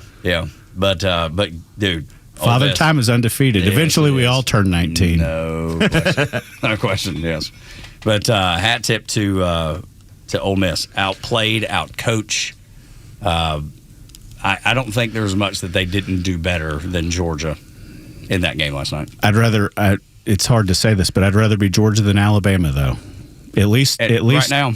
You wake up the next day and it's like, you know what? I still like our chances moving forward. Oh, sure, yeah. You lost by a field goal. You got embarrassed on national television. Yeah, there's a big difference. I agree. I was shocked. I've spent a fair amount of time in Southern California, and that was like some of the nastiest college game day yesterday morning. I was like, are these guys playing in a hurricane in Los Angeles? Oh, I know, right? They had to delay the B2 to halftime. That's right. Yeah. B2 crazy. Just like, weather's bad. All right, we'll hang around up here for a while. I'll tell you we what, can do this for about 3 days. No, when it rains out there, it's like when it snows here. That's just, people don't know how to act. They don't know how to behave. I'm not sure people know how to drive when it rains out here. I mean, out here, like as in Atlanta, because people forget because it gets crazy. That was a whole different kettle of fish, man. I was like, oh God. Wow. We've got drought conditions going on right now. There was some my girlfriend's parents' neighborhood caught on fire from some fireworks people were shooting off. I saw that. Yeah. That was your girlfriend's neighbor's. Yeah, right down the street from their house. Oh, God, Cherokee County just never lets us down. No. Come on. Go, kids. And have y'all been by Lake Lanier lately? Dude. No, but I've seen Altoona. Yeah, exactly. Dry as a bone. Yeah, it's Lanier same way, man. I mean, you drive by some of those coves that you can see from Georgia 400, and dude, like the docks are sitting on dry ground. We need a month's worth of rain. Is that what you're telling me? Yes, or more. Lake season. Look, it's 2026 now, so we can say it's upon us. Yes. So, Mother Nature, she needs to do her part. If we've got to take some rain, I would like to do it in January and February. Yes, of course. Absolutely. We will not ruin the summer. Yeah. Come on, Ben. I will. Come on. I'm dancing. Well, I was just the thing that bothers me about the college football is that Lane Kiffin negotiated his contract, so he's getting paid off Ole Miss's results, and I'm like, you shameless bastard. Dude, good for him though. Dude, good for him. Good for him. Yeah, enjoy your yoga. Yeah, absolutely. Douchebag. Yeah, no, but college football's better because of him. I could do without the yoga pictures. Yeah, yeah. I don't even look at any of that. Like I know that they exist, but I just I've all but almost stopped posting on social media. I'm down to the point where it's almost like I don't post anything. I've got to have it for you got to have it for the gig to see what's going on. Yeah, absolutely. I'll tell you the secret one that I've I don't ever post on it, but Instagram tried to replicate Threads, yep. And I do read that. Do you? Well, I don't exactly, but nobody's on it, and it's still all the same content from everywhere. I was like, God, it's like Twitter minus like all the hate. That's great. And Lane Kiffin yoga pictures. Yeah, no, thank you. I want no part of that. Anyway, who you got the rest of the way? College football. Indiana. Indiana. Yeah. Yeah. I mean, it's hard to argue with that. Yeah. After that ass whooping. Yeah. No kidding. Yeah, I mean, I'm cheering for Ole Miss. You saw Michael Irvin belt to ass when Miami beat Ohio State. Indiana had belt to ass yesterday. Yeah, they wore them out. I'm okay. So you think Indiana's got it? Who are you pulling for? Ooh, are you pulling for Indiana? Yeah, I guess so. If you gun to my head, well, actually no. Ole Miss. Ole Miss is who I'm pulling for too. Yeah, you too. Okay, so I always default to the SEC. Yeah, me too. The hottest women on planet Earth. Oxford. Yes. Oh my God, times 100. And like even the people that are like dyed-in-the-wool Athens folks are gonna be like, hey, you ain't wrong. I don't know what they have in the water there or what those people do for work. Yeah. But if I had known at 16 or 17 what you know now, what I knew now, I would have been in public school in Oxford, Mississippi, with no reservation. Yeah, no doubt. And mediocre football, and I've been like, that's fine. Yeah, absolutely. But look, they're playing good football right now. That's my favorite. You had Eli back then, right? Favorite stadium. Yeah, he was good. That was like when they made the Cotton Bowl. That was unbelievable. But that's why I was so surprised, to be honest. And I swear we'll talk. That's how good that guy was. It felt like Lane Kiffin, like leaving Ole Miss, dude. Why would you leave that? It seems to be the jewel. I mean, no pressure at all. None. There's zero expectation, zero. Dude, like this is like off the charts. These people have never experienced winning ever. That's why good is the enemy of great. If I'm Signetti, it's a great point. I'm never leaving. Never. Yeah. But somebody's coming after him. Maybe, but who's it gonna be? I liked when the whole Kiffin saga that he'd waited his last 5 years for to be the center of attention all the time again. Yeah. And I like Signetti just being like, I signed an $11.5 million contract for the next 6 years. I'm good. Love you, Bloomington. And I believe him. That's the thing. I actually believe him. There's not many coaches that I believe when they say that. Yeah. I actually kind of. He's awkward. He's so awkward. Who's one that stayed somewhere? I guess Dabo. Dabo's sitting up there in Clemson. I don't think anybody's knocking his door down to go anywhere else. They were. He's not gonna. He's got to change the way he behaves in college football. Do you think he's going to? Because I don't. I don't. No, me either. And that's why. That's why nobody's chasing him. The athletic director at Clemson went to Parkview with me. Mm-hmm. He's 39. Can you imagine being an AD at a place like that? But I'm telling you, he's not going to be AD long if they keep losing like that. I think Dabo. I think they're getting to a place where his contract can mutually be. Because I don't think he loves college football anymore either. I just don't. I think he loves kids. Yeah. I mean, who does? Yeah. I know it is hard to love sometimes. I agree. But I do. I love it like nothing else in the world. Love it. I just know they are ruining it. Daily. They are ruining it. Money. God, money, I'll do anything for you. God, money, just tell me what you want me to do. There's some sounds like a song lyric. There's some Not often we get. I didn't have 9 Inch Nails this early on my bingo card in 2026. But when you think about college football, yeah, dude, that they are at the. I was thinking about that last night. I mean, you look at all the kids on. You look at the NFL. You look at any pro sports league, and you think, man, all these guys make more money in a year than I might make in my whole career. Now you look at these kids on the NFL. Like, how many of them have 7-figure deals on teams around the country? Because there's a lot of them, right? Carson Beck got $3.5 or $4 million. But I don't even mean quarterbacks. Like, I'm talking about, maybe not even Branch, like a second string wide receiver, but a wide receiver too. Like, they're getting $400,000 or $500,000 maybe. Slot receiver or something. Yeah. I can tell you, a close personal friend of mine is the basketball coach at Texas A&M in Bucky McMillan. When that's a school that's got as much money as anybody. Boy, howdy. His NIL roster for having 12 people, I believe it's 12 or 13, was $7 million a year to start. $7 million. For 13 players. Yeah. I can figure that out. That's not a basketball powerhouse. No, by no any means. Nobody thinks about that. So what are they getting in Kentucky? Not yet. It might be. Not yet. When that oil money, dude, just like the same thing with Texas Tech, dude, that oil money. I thought the oil money was going to show up yesterday, and it did not. It did not. They looked awful. They looked terrible. I've not watched a lot of them this season. No, I had to look and see who was in the Big 12 currently. Yeah. Who is? BYU. Yeah. Who else? Exactly. Look at me. Arizona. Exactly. Is Arizona? It's only like 5 teams, Arizona State. It did only like 5 teams? No, that was the Pac-10. Oh, it's the Pac-10. Yeah. Or 12, whatever 12, that was. yeah. They're coming back, though. Yeah, they're going to bounce back. Probably not. Man, probably not. Oh, my gosh. Well, we started off and never got to anything. Dude, welcome back. Yeah. We're kind of easing back into the new year. Friday. So, but yeah, it is. It's Friday and all day it's Friday. Yeah. Had to think about it. But when we come back on Extra 106.3, I do want to talk about the amount. Donald Trump gave an actual dollar figure on the fraud that has been discovered in Minneapolis and other places too. There's the uprising in Iran, death of the mullahs, the National Guard exiting the cities that it made safer. All of that. We'll get into a little bit all of it next on Extra 106.3.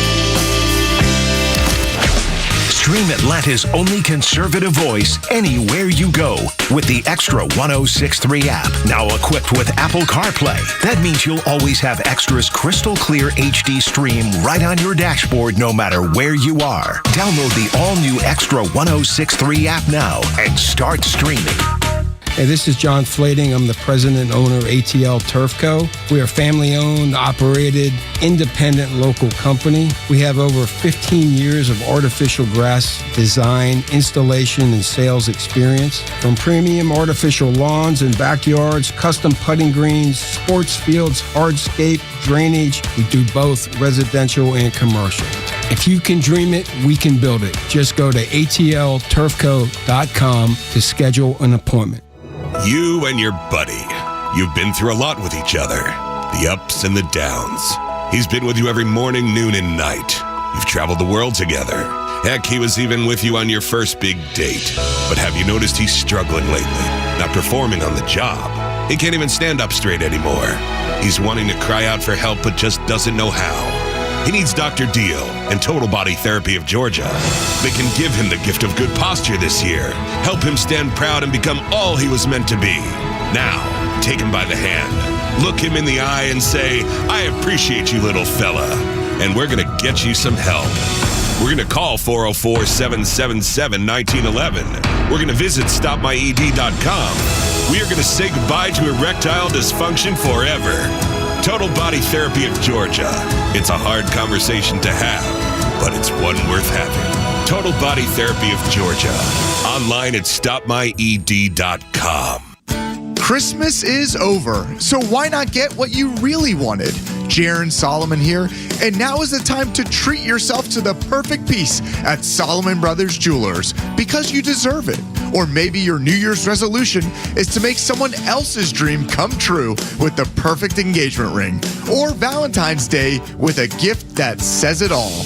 No matter what you are shopping for, we have 3 Atlanta locations in Buckhead, Alpharetta, and Sharpsburg, and endless ways to celebrate you and the ones you love. Don't forget to head to the website at SolomonBrothers.com to check out the clearance page to get the absolute best deals on the styles we simply bought too much of for 2025. And with our low price guarantee and flexible financing, luxury has never been more accessible. Solomon Brothers Jewelers, helping Atlanta say I do since 1982. This is Fox on Justice. Milwaukee County Circuit Judge Hannah Dugan is now a convicted felon after a jury found her guilty of interfering with federal agents trying to arrest an illegal immigrant outside her courtroom in April. Dugan's high-powered defense team ultimately didn't put up much of a defense, calling just 4 witnesses and making their case in less than an hour before handing it over to the jury. The verdict marks a major victory for the Trump administration, which has vowed to prosecute any officials who obstruct immigration enforcement. Here's Brad Schimmel, the interim U.S. attorney for the Eastern District of Wisconsin, after the verdict came down. I don't see her as a victim. She made choices. She knew what the policy was, and the policy was not.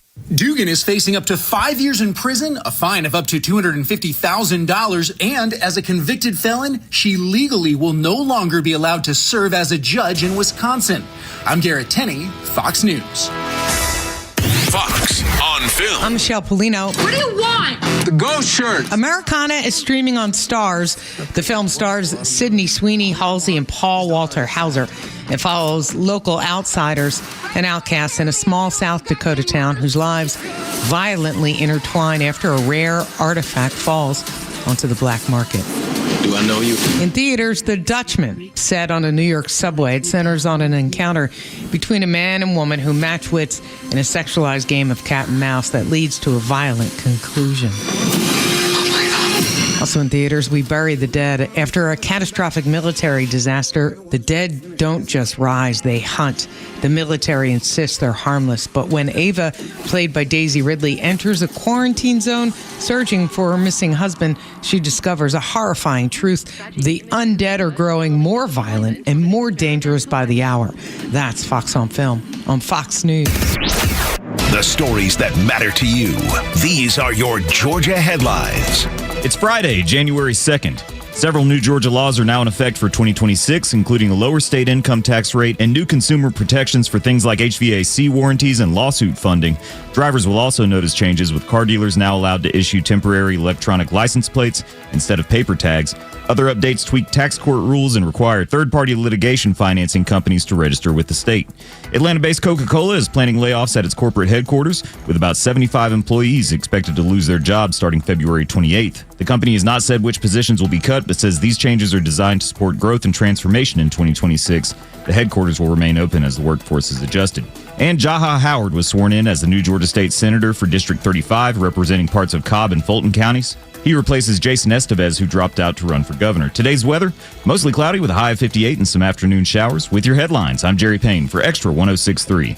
Talking Los until 10 on Extra 106.3. Los back on Monday. Ben Burnett from The Ben Burnett Show, former Alpharetta City Councilman and host of that show that you can hear Saturdays and Sundays here on Extra. Joining me this morning, the National Guard is leaving the cities that it has made safer. It's like a temporary ruling from the Supreme Court, and Trump could get them back in there if he wanted to using their Insurrection Act, but I think he's got a little bit of a different plan on how to navigate that. Yeah, I think his plan is that he's got plenty of people that are worried about their seats in Congress that are going to have to start speaking out in the second year of the term. I'll be honest with you. I'm not living in any of those places anyway. Right. Yeah, so it doesn't affect you directly. But I do like the fact that Memphis saw a giant drop in their crime, and D.C., giant drop in crime, Chicago. I do like those cities not being crime-ridden. I mean, call me crazy. I do, too. I don't know that was a Department of Defense thing. I do. I think it's smart. I think it's really smart to do. I get you can get to the result, right? Yeah. And give me another way that somebody had tried that's gotten there. It's a broken part about America, dude. Yeah, dude. I'm telling you. So I think he did what was needed and necessary, and it worked. I think the governor of Tennessee is it Haslam? Is it Haslam? I think so. I think the governor of Tennessee was fine with Memphis, but the rest of those were blue cities in blue states. Yeah, but even in D.C., Muriel Bowser, who's a Democrat, was like, actually, this is really good. Let's maybe let's keep this. And all the residents really liked it, being able to walk outside and things. It was. I was up there in the middle of December in D.C. It's a beautiful city. I know it is, and that's the crazy part is that it's a crime-riddled mess, and no one cared to do anything about it until Trump. No one. I wonder what there's a common theme here. I've got a column coming out in the AJC, and it's about, look, a lot of people on the station wouldn't like it, but it was about, I think the best argument to be, they call a lot of people the election deniers, the people who think that there should be transparency. And my column it's really pointed towards Fulton County. Oh, yeah. It was like, who had the 350,000 ballots? But the column is about, are these people, these are all the things that they do extraordinarily poorly. You expect me to believe that they created the heist of the century with respect to an election? I do. It was just so many layers. But it is a 7-layer cake of like, you got to give me something else because these people can't assess my property taxes. They lost the Braves and didn't even know they were thinking about moving. I know, right? Like, how dumb are you? And it was name a high-profile case that Fonnie Willis has won. There isn't one. There's none. There's none.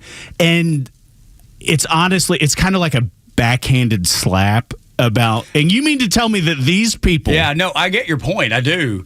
But I think that's the best argument that you could make as to why they didn't. It was like, well, that would be a statistical impossibility. Well, it was a statistical impossibility. Yeah, you're right. For Joe Biden to get more votes than anybody else in the history of the world, not a chance that that's legitimate. Not a chance. A zero chance. More votes in 2020? Yeah. Oh, in Fulton County. Yeah. I was like... Or across the country. I was like, what? He got more votes than Barack Obama. Well... Trump was dealing with a lot by the time the election in 2020. I'm not saying I've had Ryan Germany on the show, who is the chief elections lawyer for Kemp and Raffensperger, and he said that the argument. I think he's the guy who planted could Fulton County actually pull this off? Yeah. But he said it's really only about 40 or 50,000 votes in a handful of states. Yeah. And he said there are definitely gripes to be made. Yeah. An election stolen. Yeah, I think so. Yeah. But he also said, does anybody ever, he's like, I do this every day. He's like, you know how little competence exists at Fulton County? Oh, yeah, no. I think when it publishes, I it's going to be really funny because those people are not going to be happy with me. Right. Which is super funny. I'm not plotting my exit, but I'm like, I'm going to give you guys a reason if you don't want to keep me around. If you don't want to keep me around, this might be it. It's like, it's not only, so I think that will be funny. No, it is. I think it's super The Braves moved and not a soul in Fulton County had any idea. What? You're telling me? I told Jerry last week, I was like, dude, if that had happened, if it was Cherokee County was the home of the Braves, somebody would have known. Yeah, no. One person would have sounded the alarm. Like if the Braves were to move to the Battery. Yeah. Like move from Cherokee County to the Battery. Somebody to know. Everybody gonna know. Yeah. The man in this corner office is going to be sounding the alarm. He's got broadcast stations everywhere. The Braves think about moving, y'all. Somebody. Waving his hand. Somebody. And not a soul in Fulton County. Yeah, no, I think it's super funny. I think. Can I tell you my dream? Like, people ask me all the time about like when you want to, like, would you run for office again? Would you do it? And I've thought about it, haven't you?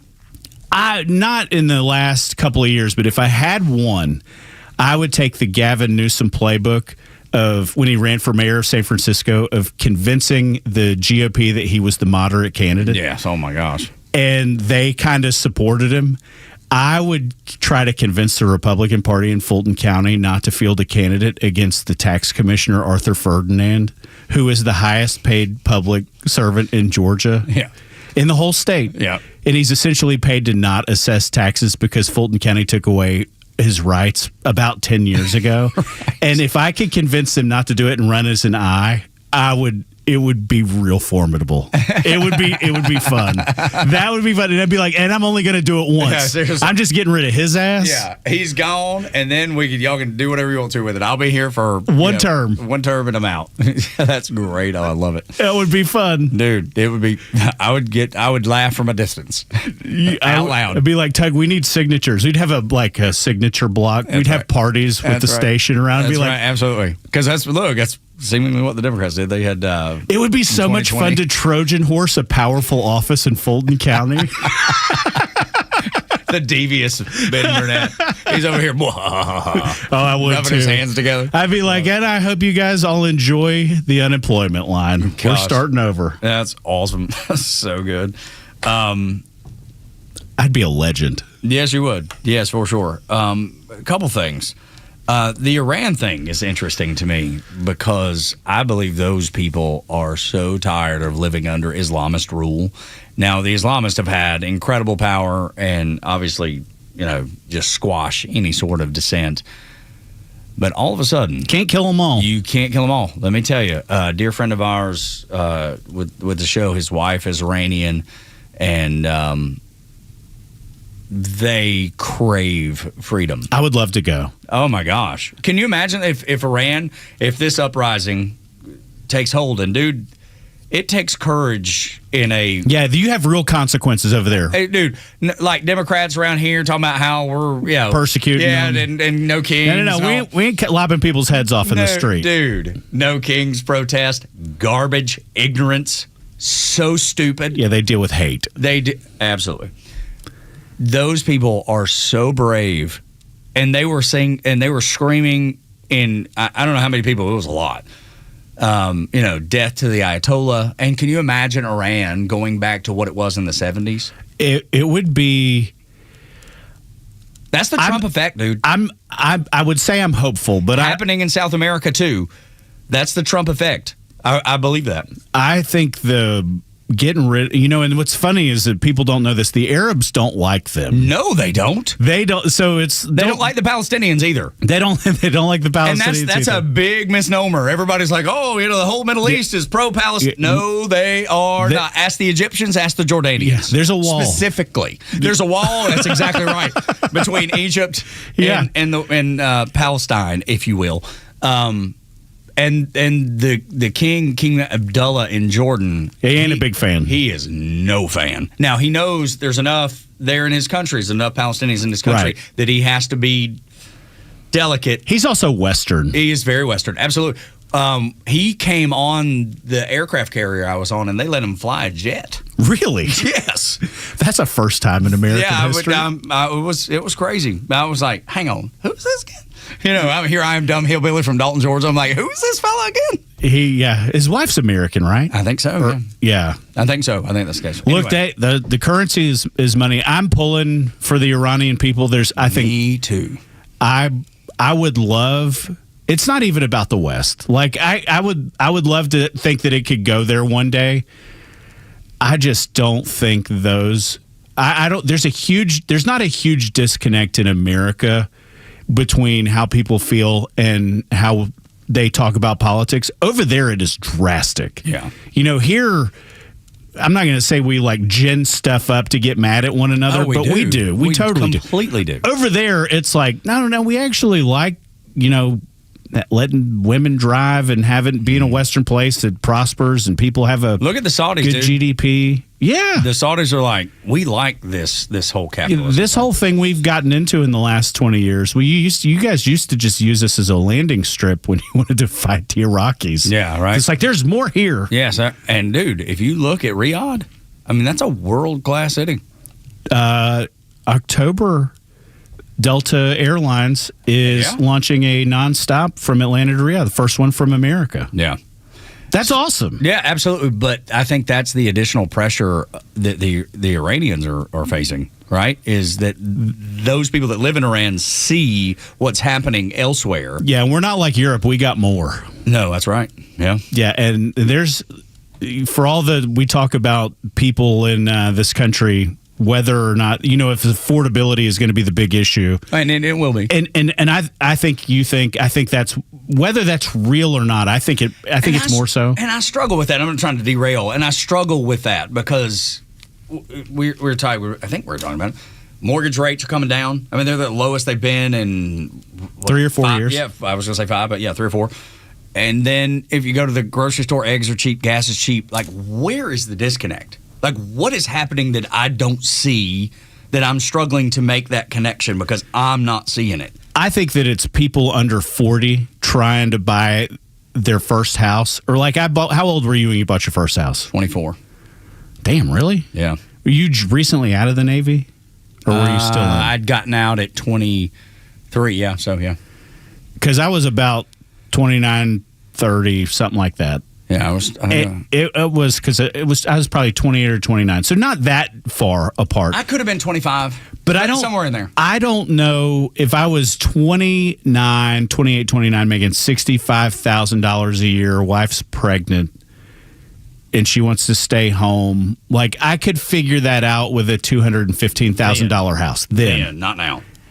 And I don't know that wages, I still think that the median income in this country is under 100 for double income, no kids. I think that's probably fair. Is that 85, you think? Yeah. That's what I was, yeah.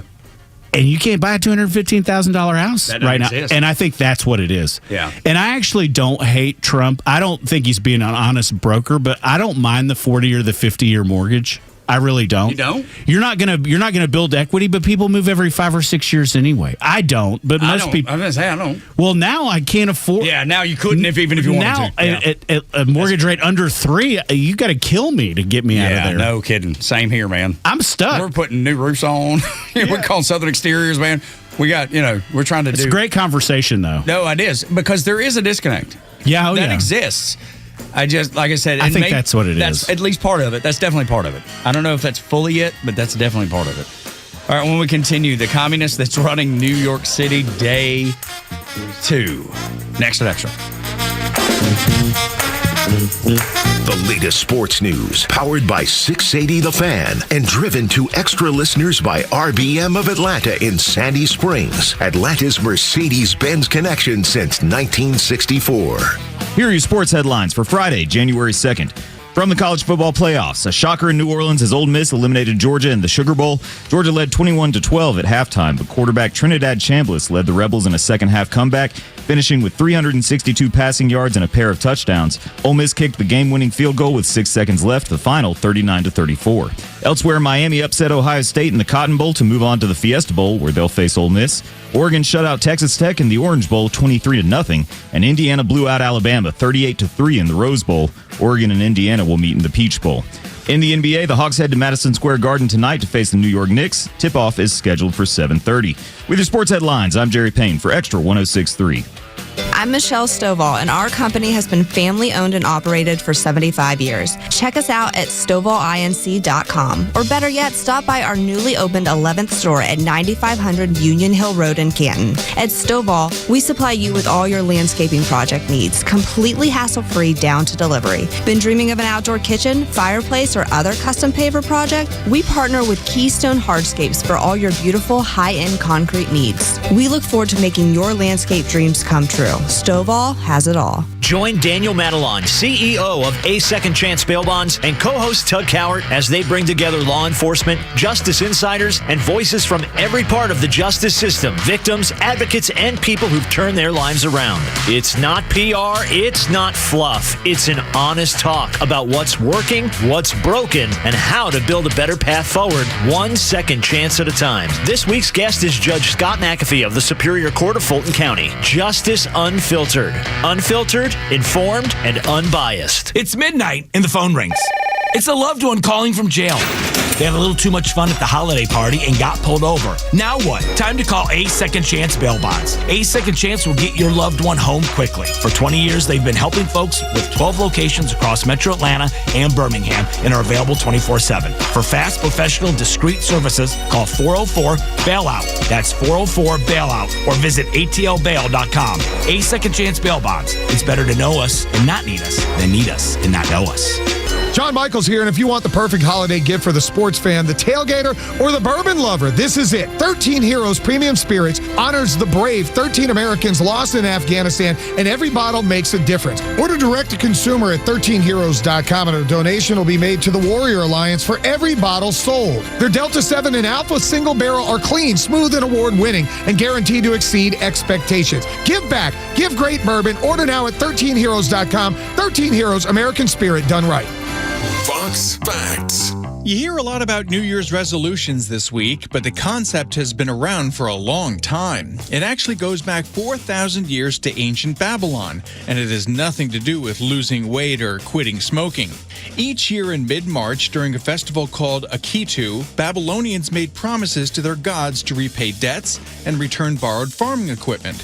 Keeping those promises was believed to earn divine favor for the year ahead. Centuries later, the tradition reemerged in ancient Rome when citizens made yearly pledges to Janus, the two-faced god of beginnings, who could look to both the past and the future. January is named after him. By the Middle Ages, knights renewed their vows of chivalry each new year by touching a live peacock, a ritual called the peacock vow. Today's resolutions aren't nearly as dramatic, but the spirit's the same. A chance to reset, rethink habits, and make a promise that lasts. Matt Murphy, Fox News. Fox on Tech. President Donald Trump has signed an executive order that blocks individual states from enforcing their own regulations around artificial intelligence in order to create a single national standard. The things that have come out of AI in terms of medical and cancer research and things, we're way ahead of what we ever thought we'd be, just from the infancy of AI. David Sachs, Trump's AI and crypto czar, wants the U.S. to continue its dominance in the AI space to keep ahead of China. He wants regulation codified in Washington, not with 50 state legislatures, which he called confusing and not helpful for startups. Sachs spoke on Mornings with Maria. We need to have a single national standard, one standard for AI, so that the most onerous states, the most draconian ones, can't hold you up.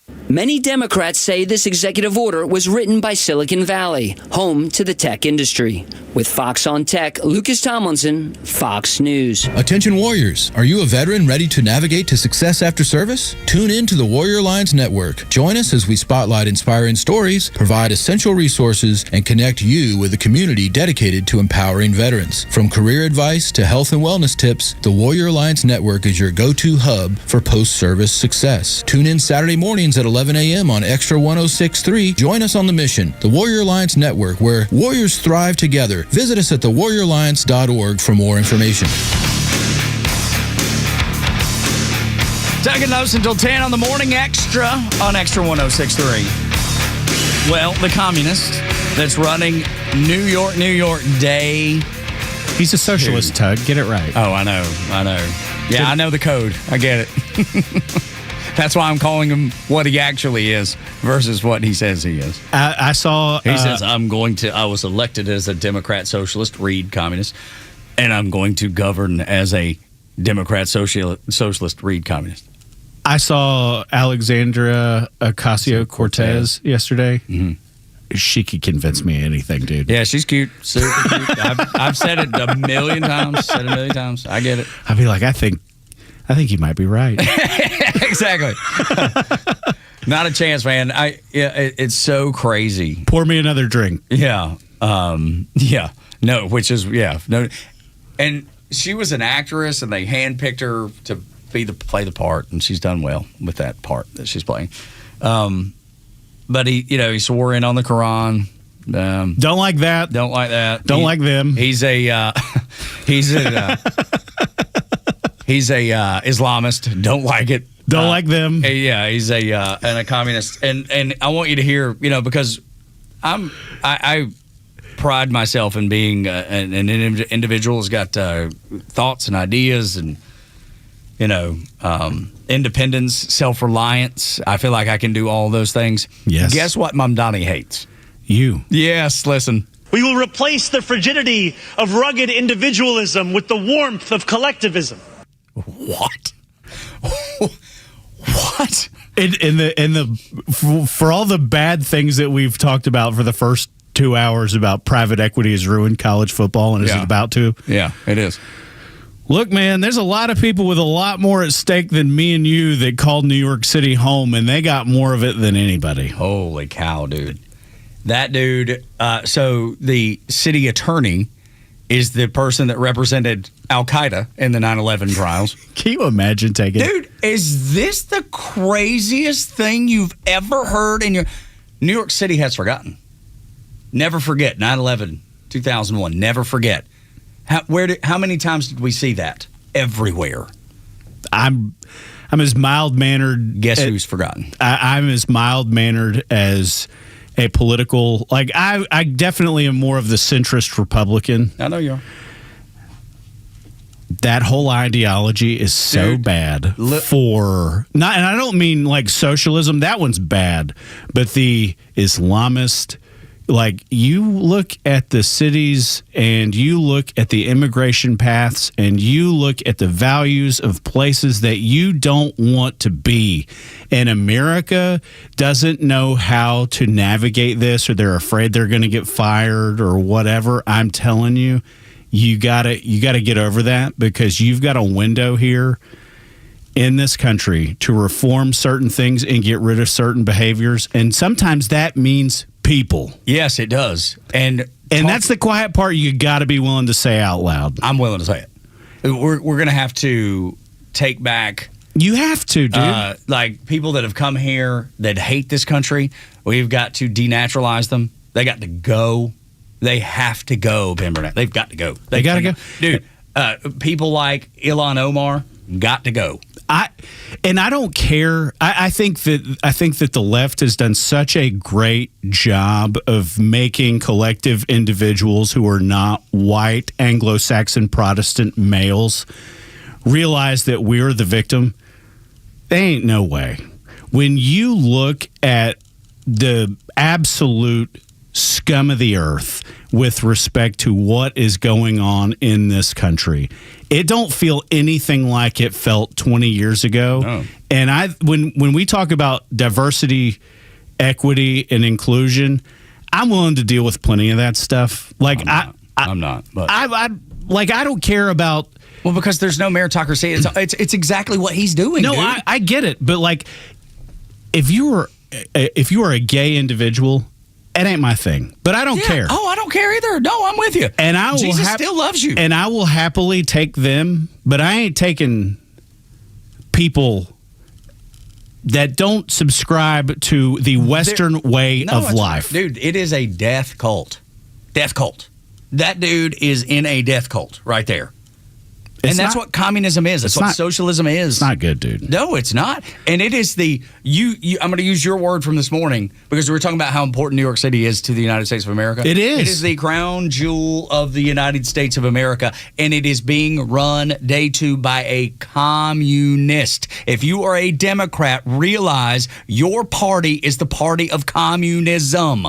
It's been taken over by the DSA. That was their plan in 2012. They said they were going to do it, and now they've accomplished the goal. This is the beginning. And if you don't do the hard things, just like we're talking about, you got to say it. You've got to cut out the cancer. You have to. We will lose this country. It can happen.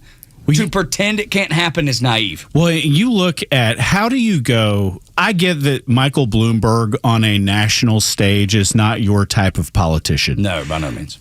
That is as good as you could hope for in New York City. In comparison to that? No, he's a capitalist. Yeah, at least he's a capitalist. At least, good Lord. But you look, too, and I'm not talking about like the 2020 Giuliani where he's been off his game, and he's certainly like a grifter and a half. Yeah. But you talk about 2000, 2001 Rudy Giuliani, when that city was a mess in the mid-'90s, and he cleaned it up. And he did the hard things, which and that'll but it goes to show you, stop and frisk, that Republicans have the ability to win everywhere, but you have to pick the right team, and you got to pick the right battles. And I hurt for them, because that is the capital of the world. Right, you're right. I do too. And I'd vote for Michael Bloomberg if he'd come out and run. If he were Mamdani? Yeah. Yes, of course. Or what's his face? At least he shares your values. At least or Cuomo. Yeah, dude. But when you look at the people that voted for him in that city, it was majority people not born in the United States. Yeah. Ooh. That's a dude. But you have to look if you want to talk about the uncomfortable stuff. The immigration deal in America and the asylum seekers and that sort of thing, I think Trump has given this country a great gift, and I don't know why Congress still continues to not. I'd put up the bill that was bipartisanly passed when Biden was president and Trump killed it. I fear that was a mistake. that they ultimately killed it, because at least it was codified and there was something to it. Whether they'd have played by the rules or not is a different thing. Yeah, they wouldn't. I'd put the same bill out there and be like, this is a starting place. Like, we have to, because what are you going to do, dude? Like, Australia until about 10 years ago, and there's a lot of things you can hate about Australia. Socialized medicine, sure. They don't have guns, sure. Yeah, we saw how that worked. But they didn't deal with radical Islam, and they are now. And they straight up wouldn't let people from certain countries in. Right. And that's a culture that was way to the left of the United States, and they were like, hell no. And look what they got.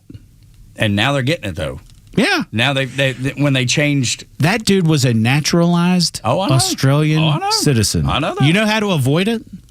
Don't let it happen. Denaturalize. Don't let it kick him out, dude. That's right. But you got to be willing to have this conversation. Here's your money.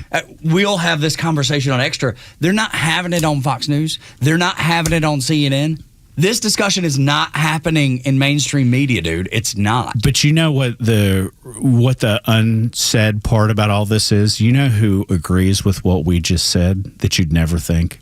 Black people. Yeah, no, I know that. They've been very droves. Oh yeah, I see. But that's who the left has been their like calling card if they wanted to have like a racial. Yeah. If you want to, you just got to call it what it is. Yeah. I mean, that is.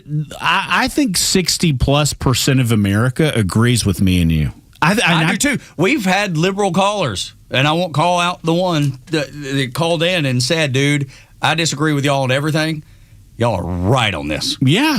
We had the most liberal caller and listener that we have on this show called up one day. We were having this discussion and said, "You're exactly right." I think it's, and look, I'm not the guy who's out there pandering hate. That's not me either. That's not me. I don't have. My wife is the sweetest, most Southern Baptist person who loves everybody and give every nickel away, and she'd move to Africa and be a missionary in a heartbeat. God bless her. She don't disagree with you either. No, because Islamists hate America. They tell you what they're going to do. They're very vocal about it. And look, I'm just to a place where you can't have it both ways. Maybe I'll make that a part of my tax commissioner race. There you go. When you run. I love it. Dude, I want to get to the CBS being scared straight. That story, I think, is fascinating. And then Trump, he's right again. Next on Extra.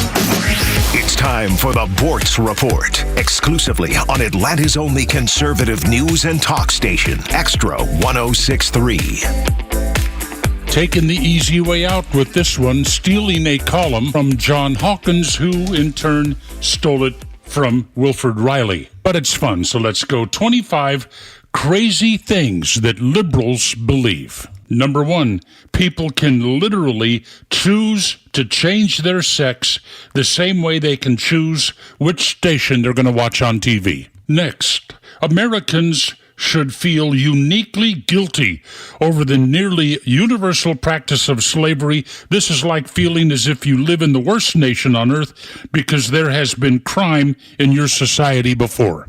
And by the way, there's not one person listening to me right now that's not descended from slaves. So you're not that special. Next, simultaneously, left-wingers believe that there shouldn't be billionaires, but at the same time, they believe that billionaires should pay for all social welfare programs. Next, liberals believe that women get paid less than men for the same work. Of course, if that were really true, all female companies would dominate because they would have cheaper workforces that produce just as much as any other company. Liberals believe that they're the tolerant, compassionate good guys on the right side of history, and they prove it by accusing regular people who disagree with them of being Nazis, calling for violence, and publicly celebrating the deaths of their political enemies. And let me squeeze this one in there. Liberals want things like health care to be run cheaply and efficiently, so to keep the country happy. Liberals need to put the government in charge of these things. That's why everybody prefers to deal with the post office and the DMV instead of private corporations like Walmart and Amazon. Wait, are we describing liberals or fat white women? Well, anyway, Neil Bortz, Extra 106.3. This is House Call for Health. Staying safe on an e-bike and e-scooter. Doctors in Florida say they see injuries related to those every single day. They're sending a warning to users and potential buyers that the bikes and their injuries are more serious than you might think. Dr. Tracy Ryan works in emergency medicine at Orlando Health Bayfront in St. Pete and says e-bikes and e-scooters are like motorcycles, fast and exposed, and they're seeing a spike in injuries coming to the ER from teens and adults. Dr. Ryan says these are serious injuries, intracranial bleeds, so blood on the brain, blood on the major organs around the heart, around the lungs, around the spleen and the liver. Very common on e-bikes. Law enforcement around Tampa Bay also dealing with these crashes and emphasizing the rules are the same as those for cars. Police recommend wearing reflective gear and having rear and front lights on the bike to make you as visible as possible to other drivers. For more health news, go to foxnewshealth.com. House Call for Health. I'm Lisa Brady, Fox News. The Kimmer Show is live on your ride home on WFOM and W292 EV Marietta, a Dickey Broadcasting Station. Extra 106.3. A warning to Iran and a boast about his health.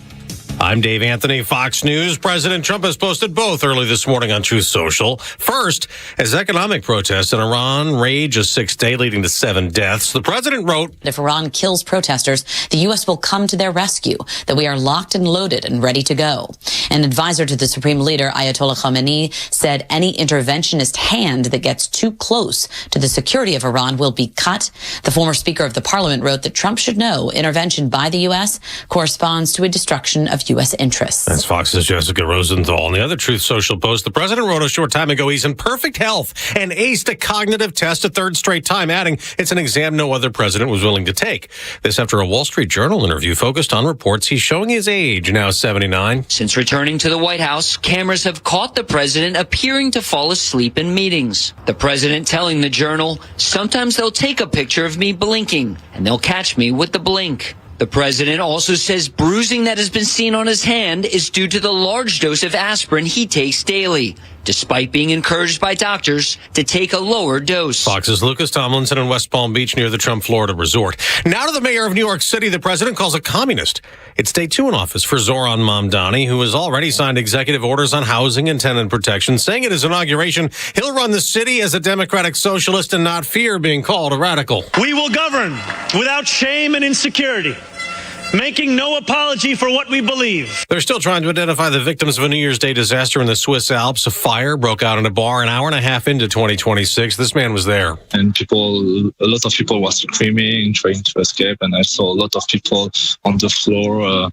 And I think these people was dead. 40 people were killed, some of them foreign tourists celebrating the New Year in Switzerland, another 115 injured. America's listening to Fox News. Wesley Financial Group is not a law firm. Ask yourself this question. Is it really worth holding on to that timeshare that you know you need to get rid of? Here's the truth. The average maintenance fee just went up over 17%. That could have been 117%, and there's nothing you can do about it. When you buy a timeshare, you give them a blank check for annual maintenance and assessment fees. I'm Chuck McDowell, founder of Wesley Financial Group. For 15 years, I've helped over 50,000 families cancel their timeshare. Not sell it, not transfer it, cancel it. Did you buy a timeshare because they told you it was a great investment and your maintenance fees would never go up? That's a lie. Are you ready to get rid of your timeshare once and for all? Simply call us and I'll send you our timeshare exit kit that explains all your options for cancellation. Call Wesley now for your timeshare exit kit. 800-393-1881. That's 800-393-1881. 800-393-1881.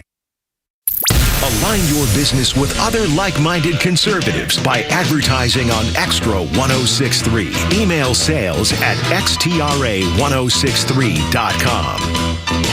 Take it Lowe's until 10 on Extra 106.3. Lowe's will be back on Monday. Ben Burnett is kind enough to sit in with me. Good morning to you.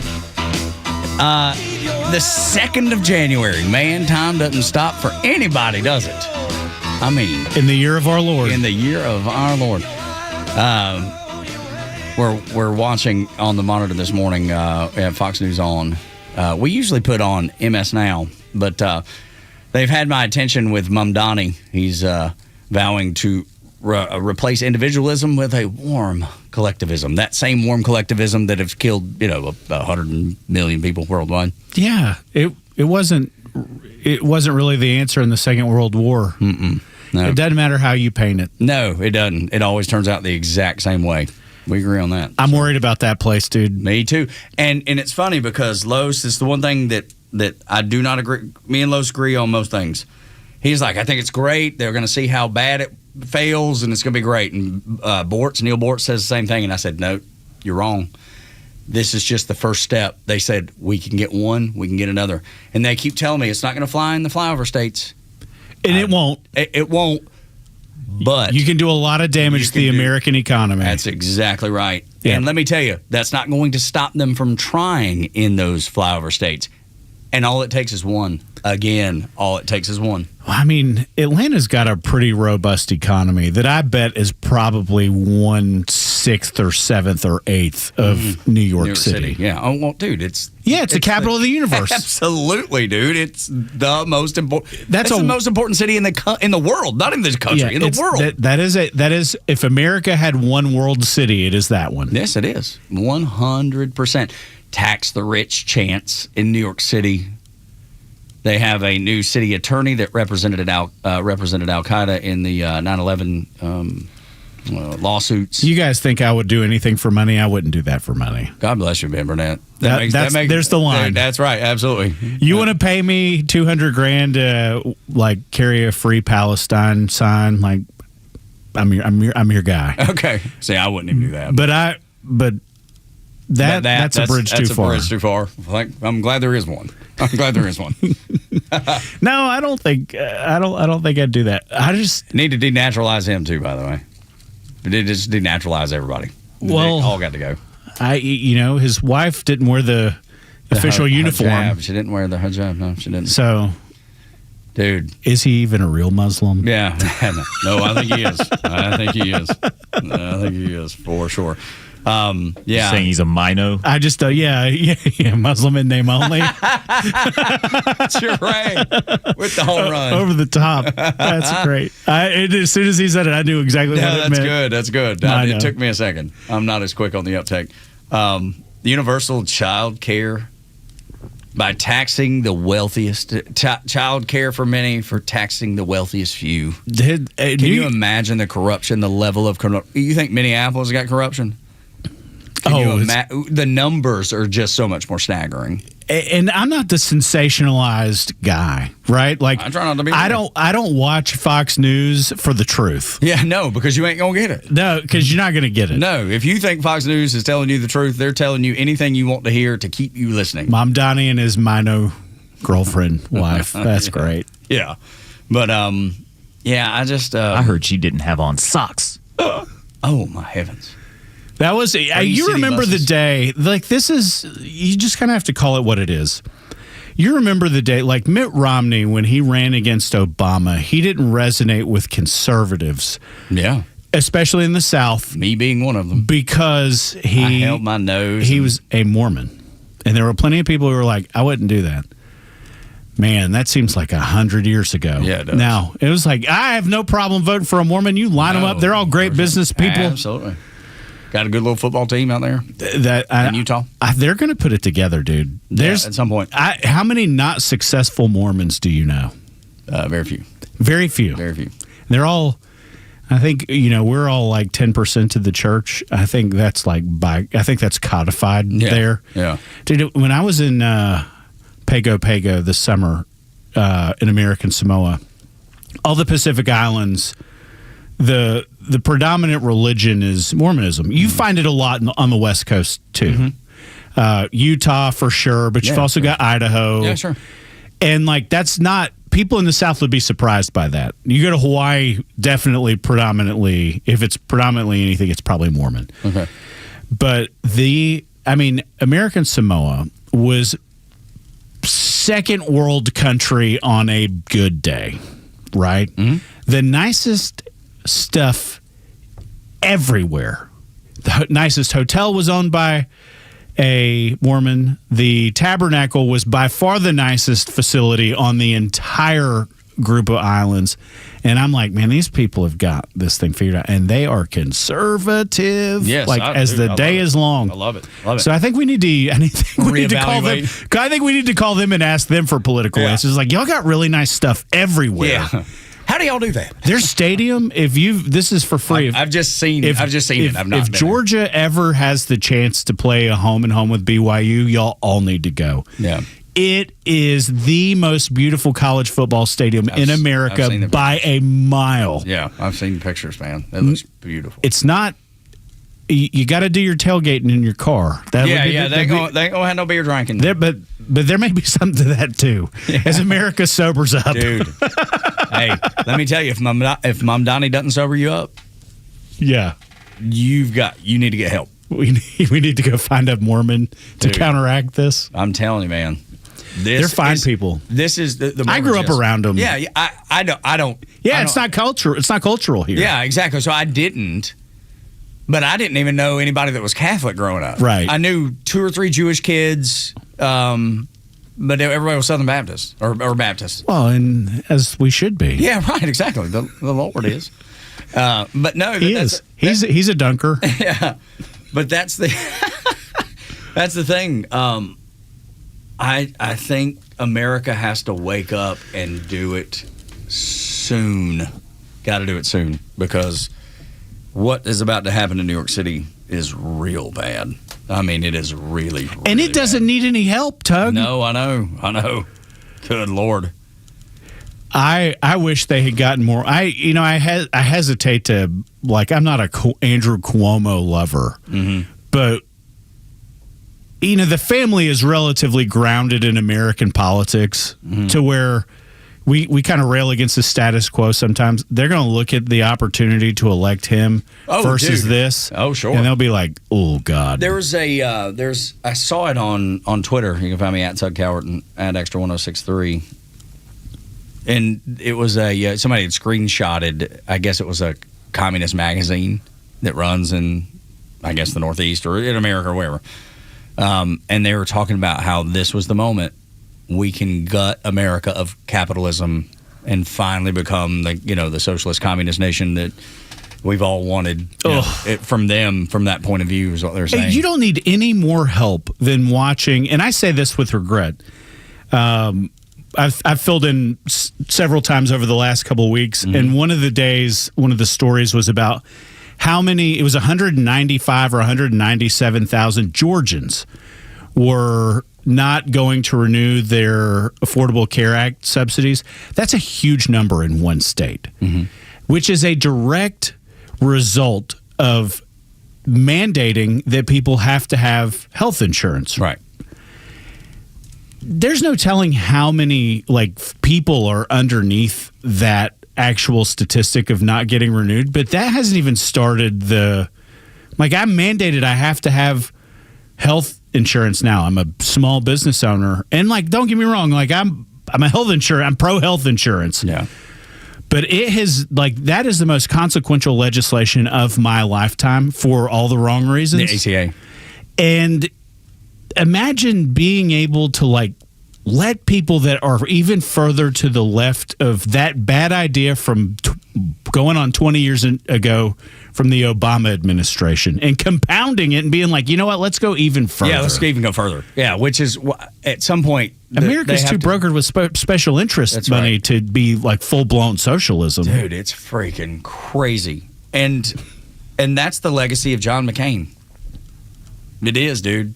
He was the one that allowed. I was like, you're gonna have to unpack this. Well, no, just the vote. That subcommittee vote to let it go through. Yeah, absolutely, to get to 60. Yeah, and because he was angry at Donald Trump, hated Donald Trump, whatever it is. Yeah, dude. John McCain's legacy is that. Not that I agree with you. Not that he was a POW, an American hero, because he was. Yeah, but he would be the one who looked back and be like, bravest and finest American soldier. Dude, I couldn't heap on enough praise for John McCain and what he did as a soldier for this country. Should have repealed that. This is like deep in the archives of the Ben Burnett show. So Tom Price was the longtime Georgia 6. Yeah. He's been in. Yeah. At a certain point, a fantastic human being. He was a co-founder of Resurgence, which plenty of people have been operated on. Oh my gosh! And I asked him what, in his opinion, because Trump tasked him with crafting the legislation to repeal Obamacare, and he said, "To be honest, Ben, the bill that we wanted to put through was a light version of a repeal, and it wasn't very good to begin with, but I point blank asked him, if Donald Trump hadn't been such a jackass to John McCain, would we have repealed it?" And he was like, yes. That's what I'm saying, dude. But I was like, really? And people do things in the moment that they wouldn't otherwise do when they're pissed. Sure. You say things, do things that you wouldn't. You're right, John McCain. If he, God rest his soul, if he could, he'd want that one back. He'd want that one back. He absolutely would. And it doesn't matter. Like, you have to put your petty ego. Somebody said something bad about me. He's been mean to me, dude. You were in a. It's a great. It was dropped a bomb. It was a great. It was a great interview because I actually made him say. I phrased it in a way where he couldn't run. He had to say it. Yeah, but that's what I'm saying. John McCain, he let this country down because his ego got in the way. That's his lasting legacy. Obamacare. Yeah. Dude, I can't. Because it's not like he was in favor of Obamacare. No, I know. But he was like, screw this a-hole. Yeah, I'll get him. And by the way, I'll screw 320 million Americans by getting back at him. I wonder if his family. I don't say. No. What's his daughter's name? Megan. Yeah, I wonder if Megan would be like. I wonder if she would say, "You think he regrets that?" No, never. She'd get down with that shit. Yeah, I think so. It's her daddy. Come on. Yeah, I mean, I'm not asking her to say he was like a bad person. No, I'm saying, but just would you get? You think he'd want that one back? I don't know, man. I can't imagine. No, go wrong and strong. That's exactly right, and stay the course. There's not a bit of me that believes that she would say that. Donald Trump, right again. What's happening in Minnesota is just the tip of the iceberg. We're going to find out when it comes to fraud. We had this cut earlier of him saying he thinks it's up to $18 billion in fraud. How do I get in that gravy train? No kidding. I find a daycare. Yeah, holy cow! Did you see the one that the daycare's it was the Learning Center? Yeah, we don't open until 2. Well, but the learning was spelled wrong on the sign. It was like leaning or something. The Leaning Center. Yeah. Yes. Oh, Leering. No, it was Leering. Lear. There's no N. The Leering Center. Dude, 18. And the Democrats, dude, here's the problem. America needs an official language, dude. Yes, English. The Democrats and their voting base has made their living. They are the party of government. They're the party of fraud. They have made their voting base those people. Totally. That is who they imported when they told you that the border was secure. Remember when Joe Biden... It's secure. It's secure. What are you talking about? Oh, and then when they finally, 4 years later, when they finally admit, okay, yes, it's going to cost us an election. We have to admit that the border's open. They will they go right back to that playbook? Yes. You think so? Yes, 1,000,000%. 1 million. Ben Burnett, you know it as well as I do. I keep wanting. I want them to be different. They're not. Well, the part when you listen to Fetterman. Who has there's some common sense in there? I think there's plenty of it. No, me too. That's what I said. There's some common sense in there, yeah. I think... That's why they hate him. Because they hate him. There's some value in some of those people, the libs on in the moderate states that can vote Republican. And it's like, they almost have to force you to tell the truth. Yeah. Oh, and he says that. Yeah. And he's honest about it. Yeah. I don't think he's a giant... lover of importing people from the Middle East either. No, he supports Israel. I mean, he pisses his party off just by that. Yeah. Just by saying Israel has the right to survive and exist and defend itself. They hate him. When we were growing up, the Democrats, I mean, if you asked me who a core competency of the Democrat Party was, I would have said Jewish Americans because they are successful, entrepreneurial-minded, self-sufficient people. How have they lost their bell cow? Like, the fact that you would forsake them for people that don't align with the West in the least but is they're willing, wild. But they're fine with it because they'll vote them into power. Dude, it's all about power and money. Clearly, $18 billion worth of fraudulent funds. And you know a bunch of that was getting kicked back to the Democrat Party, put into Democrat coffers. Isn't it interesting now that the Democrats can't raise any money that USAID is gone? Is that not interesting to anybody else? Does that not stand out to you as it does to me? It's fun. I saw Elon Musk is getting back after he was going to do his own party. I know he had a little powwow with J.D. Vance and was like, dude, I'm going to need you. Yeah. And you're good for this country. Yeah, he is. He is. Yeah. Of course he is. But again, and he's an immigrant. I'm not anti-immigrant. I'm anti-people that hate America. The meritocracy, it's got to.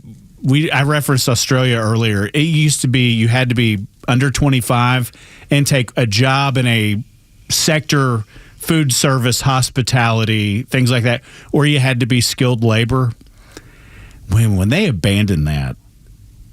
But, dude, that's what globalism does. Maybe. Oh, it is. It is. It's about flooding countries. It's about one world government. It's about communism. It's about socialism. I think. I don't know where. Give me an example of where it isn't. Where am I going to wind up, Tug? No, dude, I don't know. Malta. If America falls, what was the old saying? Where are you going? Where am I going? Nobody knows the answer because they're all globalists. Now, look, the South Americans are starting to get it. That's the Trump effect. The Europeans are screwed. Oh, man. And you talk about a legendary continent in the history of planet Earth that they have dismantled in one generation. We're 10 years behind. I know. It scares me, dude. As it should. I'm finally somebody is listening. I've been preaching this for 4 years on the show. I think you just have to be and it's not like you can't be afraid to say it in 2026. Most are. And you can't be. Most are. Because they can't call all of us racists or bigots or I don't care. Eventually those words lose their power. We've learned that. They already have to a degree. But, dude, you and I are the only people saying this. You and I are the only people. Dre, is there another place that you can think of that is saying this? Not at all. Ben, you're talking about where you're going to go. You got to start looking at natural geography. The Blue Ridge Mountains. Yeah. Parallel economy. Yeah. Ain't nobody coming to get you. Yeah, but I'm a warm weather guy. I need a beach. No, I get it. Where am I going? Huntington Beach, California? Dude, that's a pool and a pond? Yeah. Pond would be good for you. Dude, it's very ideal. They don't swim. With the Islamist takeover. Yeah. Dude, that New York is the first step of the Islamist takeover of America. It is the first step. We definitely have. I'm not the guy who's like, we have two countries. It don't feel like we are in the same place. No, it doesn't. I agree with you, man. And I say it regretfully. I do too. Gosh, man. Go to New York while you still can. Dude, no doubt. Sensationalize it. Oh my gosh. Well, we have a friend whose daughter is in college in New York, and they are nervous about it. I even had my Aunt Peg over the Christmas holiday, when this topic came up and I tried to avoid it, she was like, yeah, I don't think that's good. Huh, yeah, you think? Welcome to the party. Glad you could join us. When we come back on Extra 106.3. Yes, the election was stolen. Next on Extra. Get the latest breaking news and insight from the biggest conservative voices in the South when you follow Extra 1063 across all your social media platforms. Find us on Facebook, X, Instagram, and YouTube at Extra 1063. Hey, this is Matt from East Cobb. We basically bought our house from our in-laws. It was my wife's childhood home. One of the issues that we've had when we first moved in was our dog in our backyard. It was extremely shaded, could never grow grass back there. We resodded it twice. So ATL Turf Co. did an amazing job with our backyard transformation. They basically created a miniature golf hole. We have a miniature fairway. We also have a miniature little putting green.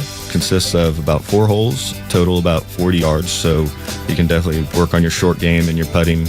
After that transformation that ATL Turf Co. did for us, my father-in-law came and saw his house the way it looked after the fact of we had a putting green and a miniature golf course. Sure enough, he did the same thing with ATL Turf Co. He has a beautiful backyard, wonderful stonework, drainage, and a beautiful practice area for chipping and putting. Check him out online at atlturfco.com. Don't believe this nonsense you see on TV commercials about how uncomfortable a CPAP mask is. Take it from me. You wear one, especially the nasal pillow I use, for one night, and you will fight anybody that tries to take it away from you. But if they do take it away from you, you can get more at cpapsetcetera.com, cpapsetc.com, with a store in Alpharetta, same-day shipping. To your health, cpapsetc.com. Hey Atlanta, it's Mark from Atlanta Safe House. We have an important announcement. We've moved to a new location to serve you better. That's right, Atlanta Safe House has moved to a new location in Alpharetta. So come check out the largest selection of safes in the Southeast. Brands include Browning, Fort Knox, Champion, and many more. So stop by their showroom today or go to atlantasafehouse.com. And remember, at Atlanta Safe House, we don't just sell safes, we sell peace of mind. Securing America. The Federal Emergency Management Agency, FEMA, is awarding $250 million to the 11 U.S. states hosting World Cup matches next summer as part of a grant program to detect, identify, or if need be, mitigate drones. The grants were funded by the One Big Beautiful Bill, which was signed into law in July. The program was foreshadowed by Homeland Security Secretary Kristi Noem during an Oval Office event in mid-November. They'll have the advantage to partner on technologies and screening technologies, drone technology, counter UAS. The National Capital Region in the Washington, D.C. area also received money for upcoming America 250 events. Later this year, the remaining $250 million in the program will be split up and sent to all states and territories to increase drone detection and response capability across the country. Kevin Uretsky, Fox News. I'm Chad Pergram with the Speaker's Lobby. Former Special Counsel Jack Smith wants a full open hearing with the House Judiciary Committee. Smith's counsel Lanny Brewer and Peter Koski wrote to Judiciary Committee Chairman Jim Jordan to reiterate the request. They want their client to have the chance to defend himself in public against GOP attacks. In the letter, the two say Smith followed DOJ requirements. They also want the videotape of Smith's testimony be released in full so he can speak to the public directly. Smith's deposition spanned more than 8 hours recently. He spoke to the committee under oath and stood by his decisions to levy criminal charges against the then former president for allegedly mishandling classified documents and attempting to subvert the results of the 2020 election. House and Senate Republicans have vowed to investigate Smith and his office's work as a crusade against the president. Smith's testimony is hamstrung by grand jury secrecy rules, DOJ policy, and an order from a federal judge that a volume of his reports surrounding the classified documents case remain under seal. With the Speaker's Lobby, Chad Pergram, Fox News. The stories that matter to you. These are your Georgia headlines. It's Friday, January 2nd. Several new Georgia laws are now in effect for 2026, including a lower state income tax rate and new consumer protections for things like HVAC warranties and lawsuit funding. Drivers will also notice changes, with car dealers now allowed to issue temporary electronic license plates instead of paper tags. Other updates tweak tax court rules and require third-party litigation financing companies to register with the state. Atlanta-based Coca-Cola is planning layoffs at its corporate headquarters, with about 75 employees expected to lose their jobs starting February 28th. The company has not said which positions will be cut, but says these changes are designed to support growth and transformation in 2026. The headquarters will remain open as the workforce is adjusted. And Jaha Howard was sworn in as the new Georgia State Senator for District 35, representing parts of Cobb and Fulton counties. He replaces Jason Estevez, who dropped out to run for governor. Today's weather, mostly cloudy with a high of 58 and some afternoon showers. With your headlines, I'm Jerry Payne for Extra 106.3. Doug and Los until 10 on the Morning Xtra on Xtra 106.3. We got into this discussion about CBS News, and you always liked 60 Minutes. You've already heard me say a bunch of things I could get in trouble for. I'm I'm as conservative as the day is long. I'm not necessarily like a Trump style guy all the time. I mean, I am plenty of the time. Yeah. I've always liked 60 Minutes and known that they're liberal. Yeah, you know what you're getting when you watch 60 Minutes. You have to watch it. If you watch it, you have to watch it with the understanding that they are lying to you. I think Anderson Cooper is a really, really good journalist. And I thought, by the way, you don't like the truth, yeah. I thought, as long as you don't like, I thought he was hilarious when they did their Christmas Eve thing. I watched or New Year's Eve. Zero. Oh my God! Did you watch any of it, Jerry? Yeah, the annual tradition of watching Anderson Cooper choke down tequila shots. Dude, by the end of the night, zero interest. He's never funny on like nightly news or definitely not on 60 Minutes. Oh, he is real funny. When you start pouring tequila shots. I mean, it's just he makes the tequila face, and then the other guy, the fellow from Andy Cohen. Yeah, that guy. He's he was pretty hammered on. At one point, they said welcome back to Two Queens on a Platform, and I was like, "That's pretty good." And I did see a clip that made me chuckle, and I don't know if it was a female comedian that was up there with them. It was Whitney Cummings. That was last year. Oh, was that last year when he asked where to find a man? Well, yeah, I think that's what you're talking. The clip I saw, I don't know when it was because I obviously didn't watch. They were saying, "Where do you find a good man?" And she was like, "Well, these days you should start in the women's bathroom." Oh, that might have been this year. No, Whitney Cummings last year. She started railing on. She started getting very conservative. I can't remember exactly. I what remember she said. that too. She said, "Am I still live? Are you still letting me do this on CNN?" Yes, that was last year. This was, I think, this year, or at least that was the presentation of it. Oh, who was that? I remember. I did see something about that. I can't remember who it is. Yeah. So, and their faces were like, "Oh." So I like 60 Minutes. Yes. You can call and hate me. Yeah, no. And look, if you like being lied to, then yes, watch it all day. I choose not to. CBS News are just as left as anybody else, but they've come to the Lord. They say we'll give them 4 years. We'll see. Yeah. See, listen to this, then we'll get to the conversation. A lot has changed since the first person sat in this chair, but for me, the biggest difference is people do not trust us like they used to. Yeah, and it's not just us, it's all of legacy media. That's right. And I get it. Liars. I get it because I've been hearing about it from just about everybody for more than 20 years as I've traveled America on this assignment or that. My mom's neighbors in West Virginia, my own neighbors in New York City. Thousands and thousands of conversations in between. Sometimes people want to talk to me about our coverage of NAFTA or the Iraq War. Other times it's all about Hillary Clinton's emails or Russiagate. Or more recently, COVID lockdowns, Hunter Biden's laptop, or the president's fitness for office. The point is, on too many stories, the press has missed the story because we've taken into account the perspective of advocates and not the average American. Or we put too much weight in the analysis of academics or elites and not enough on you. And I know this because at certain points, I have been you. I have felt this way too.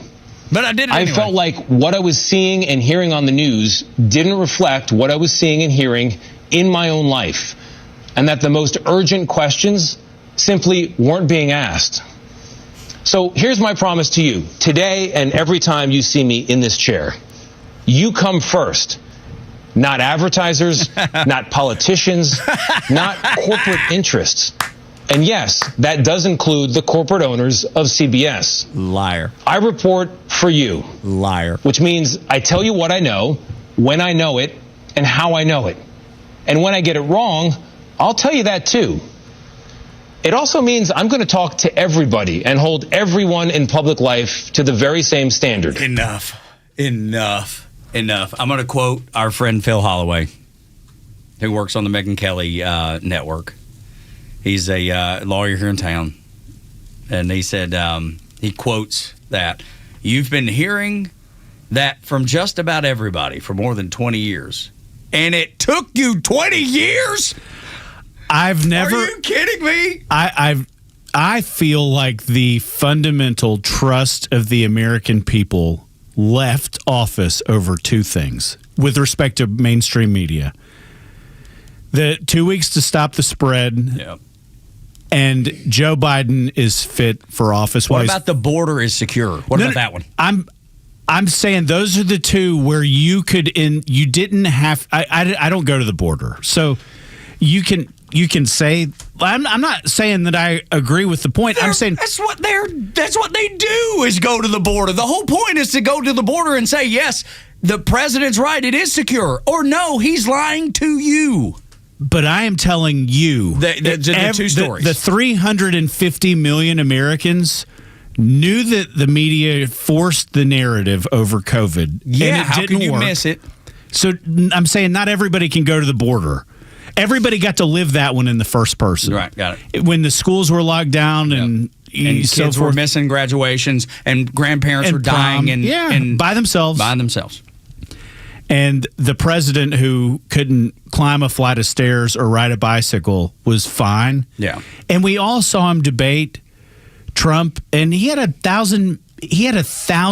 And it made me sad. Yes, because of course. That was like, I can disagree with Biden on a lot of things. And not hate him or want horrible things to happen to him. And believe that he actually wanted good things for America. But to send him to deal with foreign leaders or adversaries or make decisions, you couldn't sell that to anybody, man. Like, we all got to see it all the time, and it got so much worse. But yes, and I agree with both of those, right? But 20 years worth of that. I know. But that was the point where that's the nail in the coffin? That was where Jake Tapper said, still to this day, he said, I had no idea, man. I had to trust what the White House told me. Still in his book. That's what he said. I had to trust the White House. I had to tell. What a liar. An absolute liar. And when it didn't matter anymore, he was able to put out a book and make millions of dollars.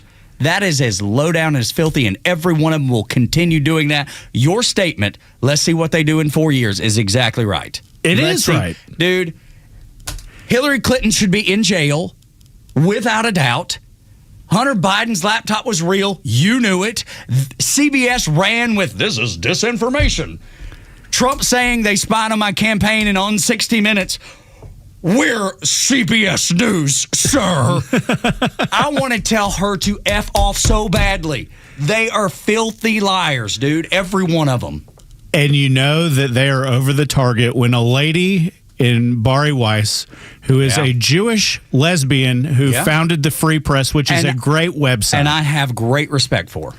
I don't even agree with her all the time. 50% of the time at best. Oh, it's more than that. It's probably, okay, so say 60. You don't agree with her more than you agree with her, but they can't stand her. Right, because she's actually saying, hey, we have to do things, with some integrity. We have to go to the border with our cameras, what we're paid to do, and say, no, Mr. President, you're lying. The border is not secure. And when Sharon Alfonsi was last week or the week before, they were going to do a piece on Israel, and she said, this isn't ready yet. And Sharon Alfonsi is on 60 Minutes every week. Every other week. Yeah. I think she does the nightly news every once in a while. Yeah, she does. And she had a conniption and leaked the memo. Yep. And it was like, this is not what we do here. Welcome to it, girlfriend. Yes, it is what we do. Yeah, you got to make it work in the eyes of the public, because it's the Republicans buy sneakers too thing. Oh, yeah. Yeah, of course. Dude, I want to be able to watch 60 Minutes for the truth. Yeah. I think Bari Weiss gives that a chance of happening. I don't care if I disagree with her. No, me too. Absolutely. I'm fine with... I said this earlier, off the air, I believe. Our side, quote unquote, our side, we're okay with disagreement. And we're okay with our own crazy people. Absolutely. And, dude, there's plenty of Republicans I disagree with. Candace Owens. Good heavens. Dude, Tucker Carlson. Yeah. And I like Tucker. Sometimes I disagree with him, but half the time I disagree with him. On the left, that does not exist. No. Dude, and our discussion, I think off the air also, about John Fetterman. He's the shining example.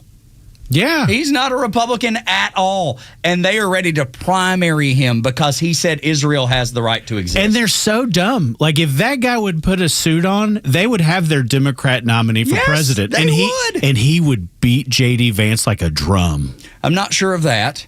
I don't know that. He would. I don't know that. I don't know that I buy that. Do I think it would be a close race? Sure, I can give you that. I'm just you talk. It's 5 or 6 states, in the margins, and J.D. Vance ain't the guy in the margins anymore. Yeah, maybe not. We won't find out because the Democrats won't let that happen. They would never. That's the other thing. But that's the shame of it. But right, and that's the whole point. What if that was the best thing for America? Right, and like they won't let it. No, they would never. They cook that process so well. And then they blame everybody. And then they tell you about democracy dying. Yeah. And Trump's a fascist. I do. I the only thing I miss about Twitter is being able, when somebody has a story about the censorship that exists within corporate media, I miss being able to retweet it with the quote that says, "Democracy dies in darkness." That's right, in New York. Well, Washington Post. Yeah. Anytime they would ever quote me, I would always be like, "Democracy dies in darkness." Ben Burnett says. Yeah, I know. I'll tell you what, though. What's funny, I've been quoted twice, 2 or 3 times in the Washington Post and 2 or 3 times in the New York Times. Nothing I ever do rings the bell or I hear from my friends around the country like when my name is in either of those two. Yeah. Isn't that funny? Yeah, it is, yeah. Even now with the at the AJC, I will hear from people I know are like, I like this, I disagree with this. I get 1 or 2. They quote you to say something mildly controversial. Like I was a guy around here that said, I don't know what the hell y'all are watching with Herschel Walker. Like, you were always on that. You missed on Trump, but you were dead on the Herschel. You came around on Trump, and I was proud of you for that. But I saw the election night. I was with Herschel Walker and be like, there ain't no way. You told me from the time he was the nominee, I give Ben full credit. From the time he was the nominee, he's like, not winning, dude. Not winning. What do you think? Man, what's wrong with the Georgia GOP with respect to they're crooked? No, I'm not going to say. I'm not going to say that. There's people I like. I kid somewhat. But when you look at the U.S. Senate race, like I feel like if I'm John Ossoff right now in January 2nd, 2026, I really like my chances. And he's the most vulnerable. And dude, we got to talk about that, dude. That's a good one. We'll save that to right about. Let's get that at 9 because I want to get into Venezuela next. Because I like that. Yeah, Venezuela's good. What Trump is doing in Venezuela has worldwide ramifications. Next on Extra 106.3. Latest sports news, powered by 680 The Fan, and driven to extra listeners by RBM of Atlanta in Sandy Springs, Atlanta's Mercedes-Benz connection since 1964. Here are your sports headlines for Friday, January 2nd. From the college football playoffs, a shocker in New Orleans as Ole Miss eliminated Georgia in the Sugar Bowl. Georgia led 21-12 at halftime, but quarterback Trinidad Chambliss led the Rebels in a second-half comeback, finishing with 362 passing yards and a pair of touchdowns. Ole Miss kicked the game-winning field goal with 6 seconds left, the final 39-34. Elsewhere, Miami upset Ohio State in the Cotton Bowl to move on to the Fiesta Bowl, where they'll face Ole Miss. Oregon shut out Texas Tech in the Orange Bowl 23-0, and Indiana blew out Alabama 38-3 in the Rose Bowl. Oregon and Indiana will meet in the Peach Bowl. In the NBA, the Hawks head to Madison Square Garden tonight to face the New York Knicks. Tip-off is scheduled for 7:30. With your sports headlines, I'm Jerry Payne for Extra 106.3. Happy New Year, Extra listeners. A new year means new opportunities to secure your retirement goals. At Master Plan Retirement Consultants, we help you start fresh with holistic retirement planning to create a personalized retirement roadmap designed with you and for you. Our boutique team serves you with fiduciary care, ensuring every step moves you closer to a confident, sustainable retirement. As we all know, the best retirement asset is peace of mind. Make 2026 the year you take control with confidence. Schedule your complimentary consultation today at masterplanretire.com. Master Plan Retirement Consultants. Plan well and prosper. Advisory services offered through Master Plan Retirement Consultants, Inc., a registered investment advisory in the state of Georgia. Insurance, tax, and commodity services offered through Fricks & Associates, Inc., DBA Master Plan Retirement Consultants. The aforementioned are affiliated companies. Calling all contractors. This is Devin Stovall of Stovall & Company, and we're here for you. We're a third-generation, family-owned and operated company for 75 years and just opened our 11th location in Canton on 9500 Union Hill Road. We're proud to provide your wholesale irrigation, nursery, and landscape supply needs. How do you envision your dream outdoor space for you or your customers? We're here to fulfill them all. We all take pride in special requests and shipping right to your job site. Here at Stovall, we have it all. Check us out at StovallInc.com. Christmas is over, so why not get what you really wanted? Jaron Solomon here, and now is the time to treat yourself to the perfect piece at Solomon Brothers Jewelers, because you deserve it. Or maybe your New Year's resolution is to make someone else's dream come true with the perfect engagement ring. Or Valentine's Day with a gift that says it all. No matter what you are shopping for, we have 3 Atlanta locations in Buckhead, Alpharetta, and Sharpsburg, and endless ways to celebrate you and the ones you love. Don't forget to head to the website at SolomonBrothers.com to check out the clearance page to get the absolute best deals on the styles we simply bought too much of for 2025. And with our low price guarantee and flexible financing, luxury has never been more accessible. Solomon Brothers Jewelers, helping Atlanta say I do since 1982. Thousands of veterans across Georgia are missing out on the benefits they've earned through their service. The Warrior Alliance is changing that by connecting veterans and their families to life-changing resources and support. Tune into the Warrior Alliance Network, our podcast and radio show dedicated to helping veterans succeed after service. Join us every Saturday at 11 a.m. on 106.3 to hear inspiring veteran stories, discover free programs, and learn about career opportunities available to you. Subscribe to the Warrior Alliance YouTube channel today. I'm Gianna Gelosi with your Fox True Crime Minute. The judge overseeing the Charlie Kirk murder trial ordering the release of a redacted transcript and audio of a closed-door hearing with Kirk's accused assassin. The newly unsealed transcript shows that the October 24th hearing opened with Tyler Robinson's defense attorneys asking the court to allow him to keep one hand unshackled so he could take notes and write during the proceedings. The transcript contained limited redactions to remove discussions of security protocols in the closely watched case. The judge also ordered the release of an audio recording of the hearing, again with redactions, which should be available in about 2 weeks. This week's hearing didn't address Robinson's lawyer's request to ban all cameras in court. The judge also has not decided whether the trial will be broadcast. Charlie Kirk's widow, Erica Kirk, told Fox the world should be able to see what happens in the case. Robinson faces 7 charges, including aggravated murder. He'll be back in court in person January 16th. There's more on this story at foxnews.com or subscribe to the Fox True Crime Podcast. I'm Gianna Gelosi with your Fox True Crime Minute. We don't care. Again, they're trying to get us to feel sympathy for the people who are bringing drugs to kill their children. I can't believe it. The Kimmer Show, every afternoon from 3 to 6 p.m. on Extra 106.3 and the Extra app. Talking Lowe's until 10 on the Morning Extra. Ben Burnett in for Lowe's. Lowe's back on Monday. Great discussion we've been having and would like to include you in on about what's happening in Venezuela. Just the blockades, the blowing up drug boats, which I am fully in favor of. And what happens next? Because with Maduro, he's already had the call with President Trump. He said, yeah, I will leave power if you let me stay in charge of the military and all my cabinet gets asylum or, whatever. And Trump was like, no, there's one other crazy demand. I don't remember what it was. I'll tell you what happens next in Venezuela. The same people who put all the corporate money behind college football are going to go down there and open up a resort. Yeah, no kidding. Because they know here in the next 6 months, Maduro's out. But that's the one thing I think Trump has really done well is focus on our hemisphere. Because for years, how long have those South American countries been trending to the left? Oh, yeah. And with the connection to China, because there's obviously a Chinese connection in Venezuela, Iran, the connection to Iran, the connection to Russia. And all of a sudden, things are changing greatly. And I think that's important. And I think that's what's, I would say that I think that's what's happening in Iran, too. I think the Trump effect is taking hold. People saying, no, we're not going to settle for stolen elections. because Maduro's been voted out of office like 10 times. What did I say? He's got staying power? Yeah, we'll see how long. I think his staying power may be coming to an end. Yeah. I give him 6 months, man. Hey, look, I hope you're right. That's a continent I've never been to.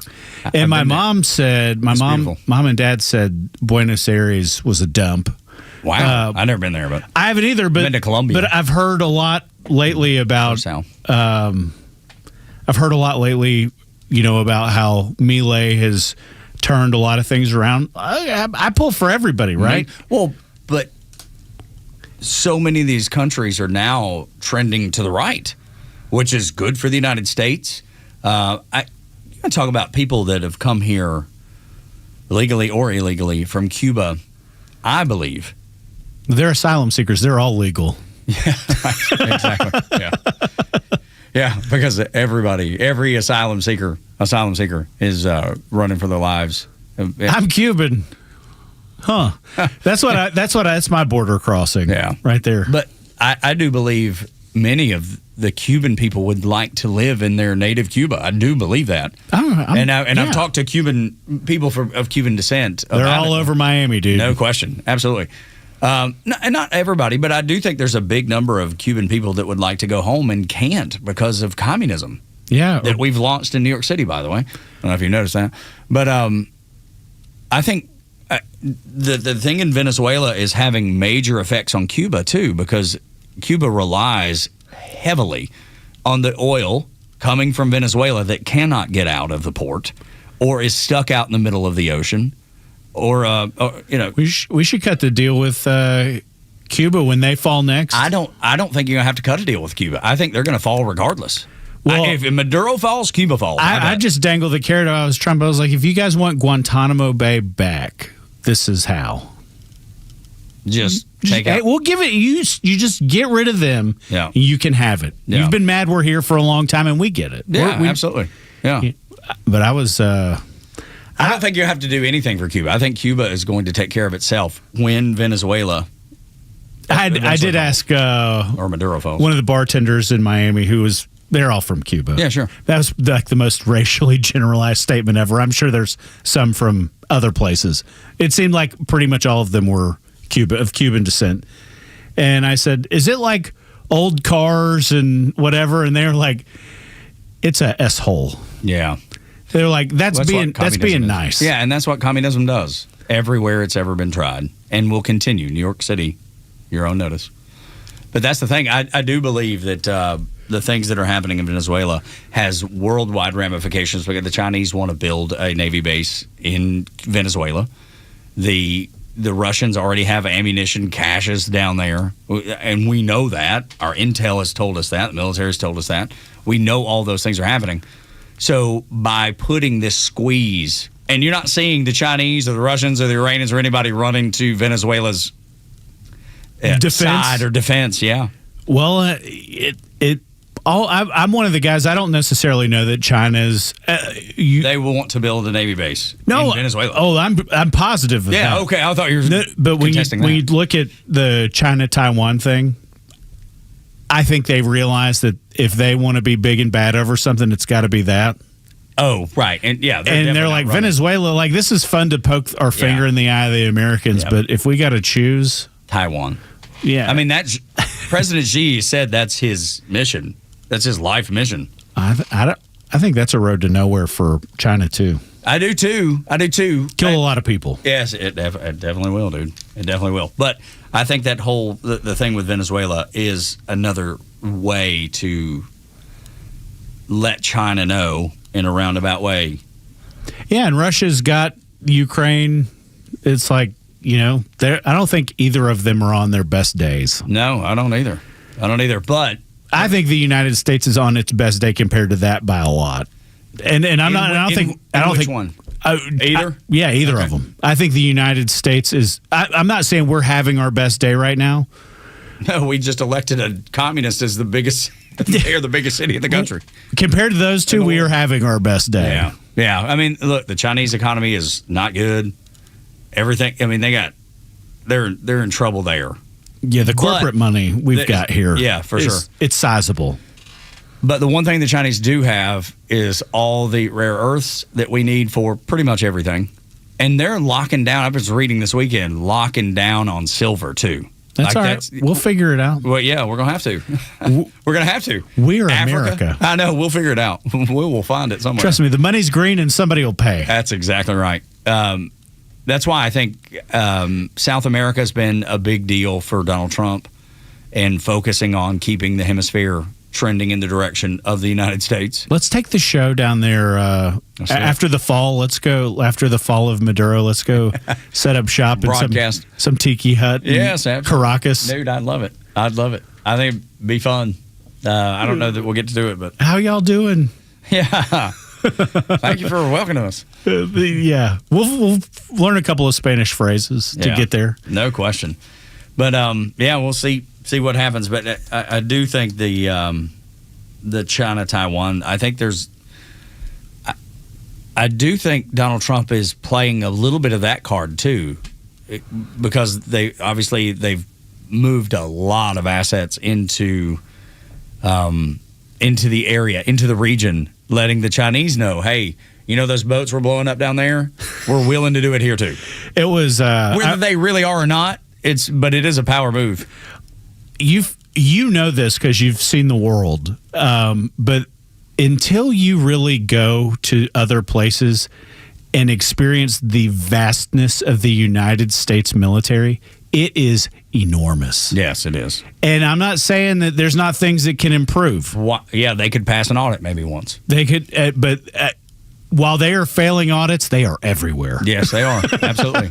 Did you see their was it the Polish government? I believe that. Well, the Ukrainians and I believe the Polish government were talking about how the U.S. was going to put boots on the ground, kind of like a DMZ in Korea. That's what they're saying. That I'm not in favor of that either. But the vastness, you talk about that. That would be another step. If that were to happen. The day after the American military bombed the ever-living piss out of the Iranians, I was in Pago Pago, and it was an airport that was full of United States military aircraft, and that is 6 hours by plane from Hawaii and 6 hours by plane from Australia, and it ain't near anything. There's a reason they're there. And I was like, holy cow. Yeah. I was like, there were more aircraft there than there are at Dobbins on any given day. No, I'm sure. I was like, man. But that was part of the buildup. They were all in the hotel, and it was like, I don't know. I don't want to ask what y'all were doing, but I'm glad you're here. Yeah. Is that what you said? Yeah. Did they just laugh? They were all Navy people. Yeah. I was like, I don't have to ask. Yeah, but that's the buildup that I was just talking about, man. They're trying to send a very strong message to the Chinese. We're everywhere. Yes, we are. Absolutely.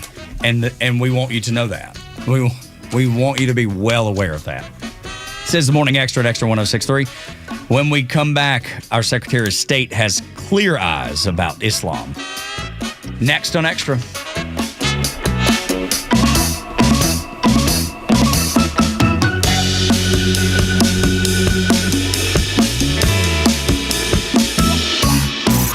It's time for the Bortz Report, exclusively on Atlanta's only conservative news and talk station, Extra 106.3.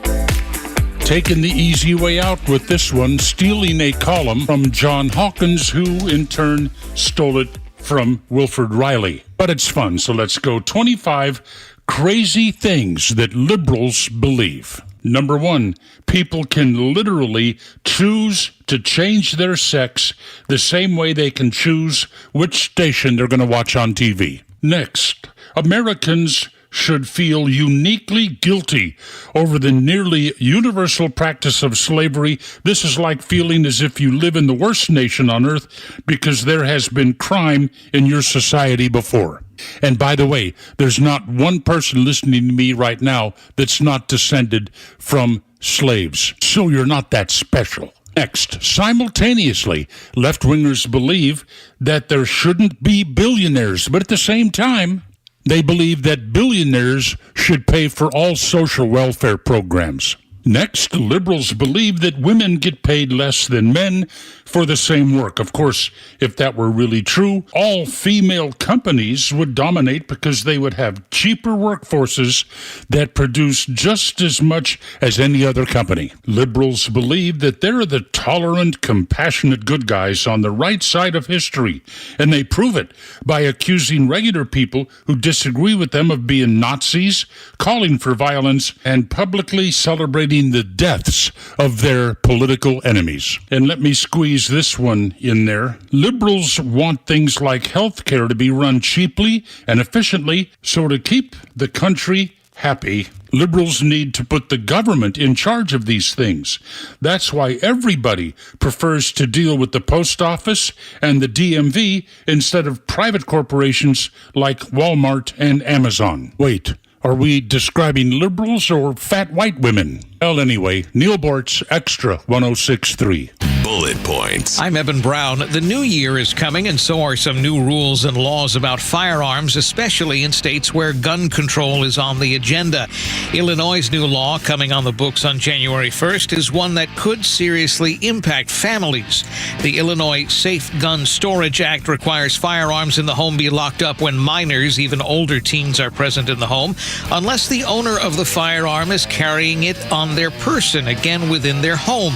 While its supporters, like Illinois Governor J.B. Pritzker, who signed it, say it will increase safety for children, the law's detractors say it leaves open the possibility that a minor or even an at-risk adult who enters the home could make the gun-possessing homeowner non-compliant without even knowing. And violations of this Illinois law could cost a gun owner $10,000 in fines. And those are your bullet points. I'm Eben Brown, Fox News. Paul has a message for everyone. To everybody I offended this year, work on yourself so I don't have to do it again next year. The Kimmer Show every afternoon from 3 to 6 p.m. on Extra 106.3 and the Extra app. The Morning Xtra, Glenn Beck, Clay and Buck, and The Kimmer Show on WFOM and W292 EV Marietta, a Dickey Broadcasting Station. Extra 106.3. A threat in a Trump truth. I'm Dave Anthony, Fox News. Very early this morning, the president sent a message to Iran, posting on Truth Social, if Iran violently kills peaceful protesters, the U.S. will come to their rescue, adding we're locked and loaded and ready to go. Some Iranian officials have replied, warning American intervention would cause chaos and destroy U.S. interests as protests rage in Iran a sixth day. Social media is filled with videos of protests across Iran with chants that have moved past anger about the economy and a collapsed currency, focused as well on the regime's leadership and a demand for the return of the Shah, the king. The U.S.-based human rights activist news agencies documented 7 deaths so far. Fox's Jessica Rosenthal. In another Trump Truth Social post just before dawn, the president boasted that White House doctors say he's in perfect health, and he aced with a perfect score a cognitive exam. Following a Wall Street Journal story that cites worry he's showing his age, now 79. When asked about supposedly being caught napping at events, the president told the Journal people snap pictures of him mid-blink, showing his eyes closed. Minnesota is under even more scrutiny over more alleged fraud. The Small Business Administration blocking thousands of COVID-era loans. In total, these borrowers were approved for 7,900 PPP and economic injury disaster loans worth approximately $400 million. And this announcement comes as Minnesota Governor Tim Walz and his administration face scrutiny over billions of dollars in social services fraud. Walz has deflected all blame, but a new report claims the governor received $10,000 from donors tied to Somali-run daycare centers. Fox's Chanley Painter, they're still trying to identify the 40 people killed when a fire broke out an hour and a half into the new year in a bar in Switzerland. The cause of the fire is not officially known, but one witness told a French broadcaster it was firework candles inside a champagne bottle that caused the explosion. Fox's Rebecca Castor, 115 people also injured by the fire and the panicked rush to flee. America's listening to Fox News. Wesley Financial Group is not a law firm. Ask yourself this question. Is it really worth holding on to that timeshare timeshare that you know you need to get rid of? Here's the truth. The average maintenance fee just went up over 17%. That could have been 117%, and there's nothing you can do about it. When you buy a timeshare, you give them a blank check for annual maintenance and assessment fees. I'm Chuck McDowell, founder of Wesley Financial Group. For 15 years, I've helped over 50,000 families cancel their timeshare. Not sell it, not transfer it, cancel it. Did you buy a timeshare because they told you it was a great investment and your maintenance fees would never go up? That's a lie. Are you ready to get rid of your timeshare once and for all? Simply call us and I'll send you our timeshare exit kit that explains all your options for cancellation. Call Wesley now for your timeshare exit kit. 800-393-1881. That's 800-393-1881. 800-393-1881. Search for the Extra 1063 app wherever you download apps by searching XTRA 1063, Atlanta's only conservative news and talk station. Morning Xtra, Extra 1063. Thank you for being here. Second day of January 2026. How could it be? I still have a hard time wrapping my head around it being New Year. Is anybody else there? Is it just me that feels like dazed and confused by it a little bit? 2025 was such a great year. I thought so too. To be me. Oh, to be you. To be me. Every year's a great day to be you, Ben Burnett. Ben Burnett in for Front Office Lowe's. Lowe's will be back on Monday. I was sad to see it go. Did you see the people on social media where they were talking about, like, I guess there's some D-bags out there that, like, post, like, all the cities they went to, like, corporate travel or whatever. Mm-hmm. I didn't see that. Like, I saw a bunch of photo dumps, like the best of 2025 photo dumps. So I'm working on one now that is the worst photos I took in 2025. That's smart. I like it. I think that'll be funny. Yeah, like where you take a picture of your foot accidentally. Where you look super fat and like your face is all. Yeah. I think people would like that. No, it is. It's funny. Because everybody's got them. These just happen to be in Australia, Miami. Yeah, exactly. That's Hawaii. That's a humble brag. You can actually dip into both of those circles on that one, Ben. Look, I've got some bad photos in a lot of places. Yeah, I know you do. I have one. This is hilarious, but it's a whole family picture. I made them take it. The day we went to the Kilauea volcano, there was a giant fog that was sitting in the cauldron. You couldn't see anything. And I was like, we flew over here to see, like, the next day it erupted and it was unbelievable. Yeah, I bet. But the day I was like, we have to take a picture of this because everybody always posts their, like, wildly, like, awesome. And I did too. But I have one where you can't, it's just a backdrop of gray. It's like, why did you idiots stop to take this photo? It's like, you wouldn't believe this, but down there's a massive volcano. Actually, right behind. That you can't see. And I've got another one when we were in New York. We went to the top of the new World Trade Center, and it was raining like an MFer. Oh, wow. And you couldn't see anything, but I had those passes on that day, and I couldn't trade them and go the next day because I was leaving. And so I was like, let's go up there and take the photo. So we have this picture with Gray at the top of the World Trade Center. You'd have no idea I was in, like, I'm sure out there's New York. Yeah. Speaking of. Yeah, holy cow. Worst pictures of 2025. Yeah. Here I am bloated in Bora Bora. Yeah. Humble brag. My parents are had a hair day in Helsinki. Yeah. My parents are going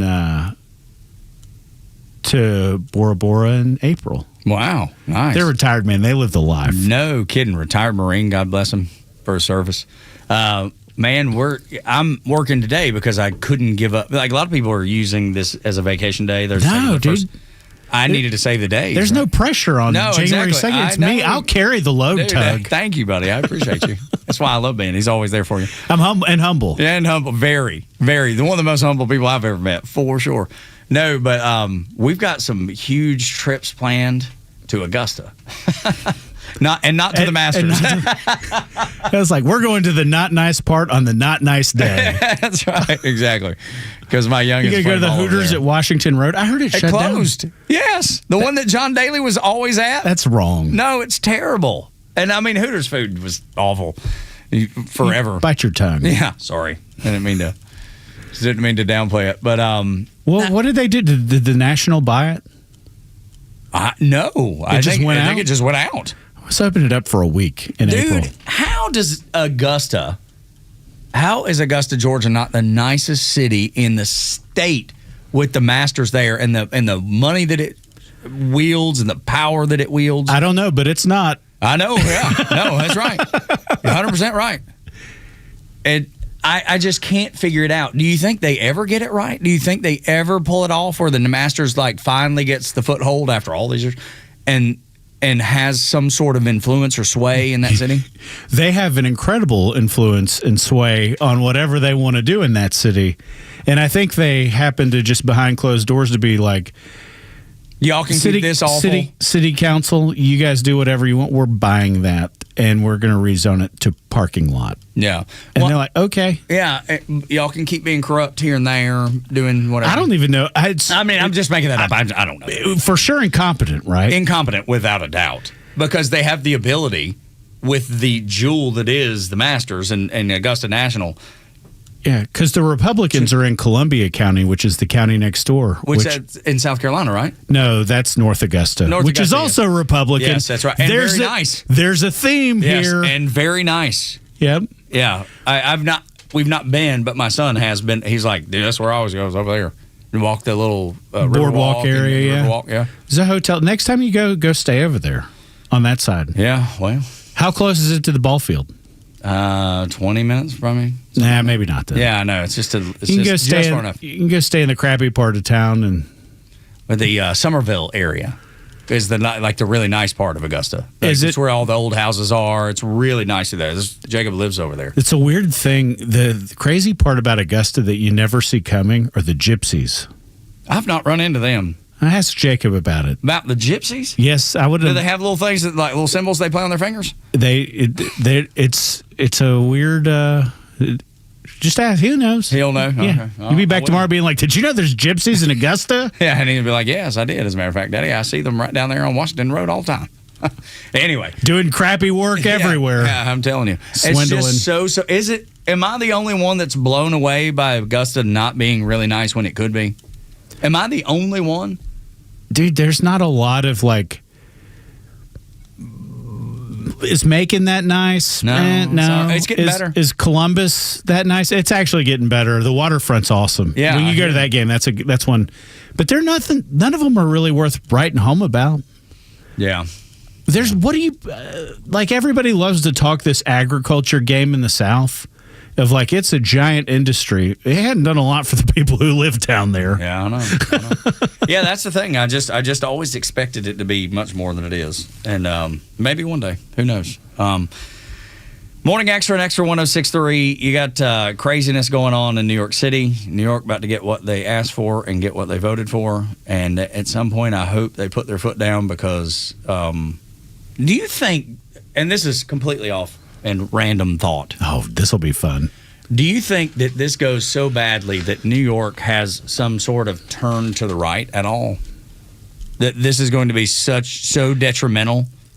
So you learn a handful of things in elected office that people don't believe. Which Ben served on the Alpharetta City Councils. That's for a handful. Like the business community in New York City, you can only make them so mad because they are enormous and they are massive and powerful. And it's like you can go pander, like governing and campaigning, I say it all the time, are two different things. Completely.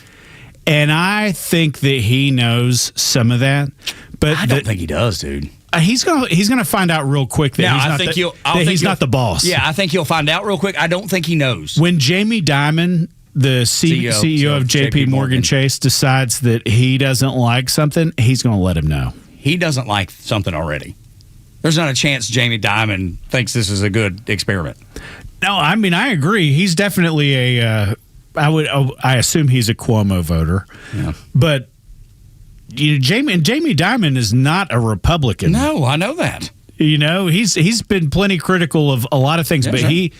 He is critical of nothing like he is socialism. Well, yeah, because it's killed 100 million people worldwide. And he runs the world's largest capitalistic bank. Yeah. Capitalism the real reason. Lifted more people out of poverty than any other method, any other form. They've all got, I just say this to anybody, out there running giant publicly traded companies. You got to be careful because when you don't give the cost of living adjustments and you don't give the pay raises and you got 35-year-old kids out there getting married, not able to afford a house, and they work for you, they hold somebody responsible. And Mamdani is the answer when you guys don't do the right thing for your people. Yeah.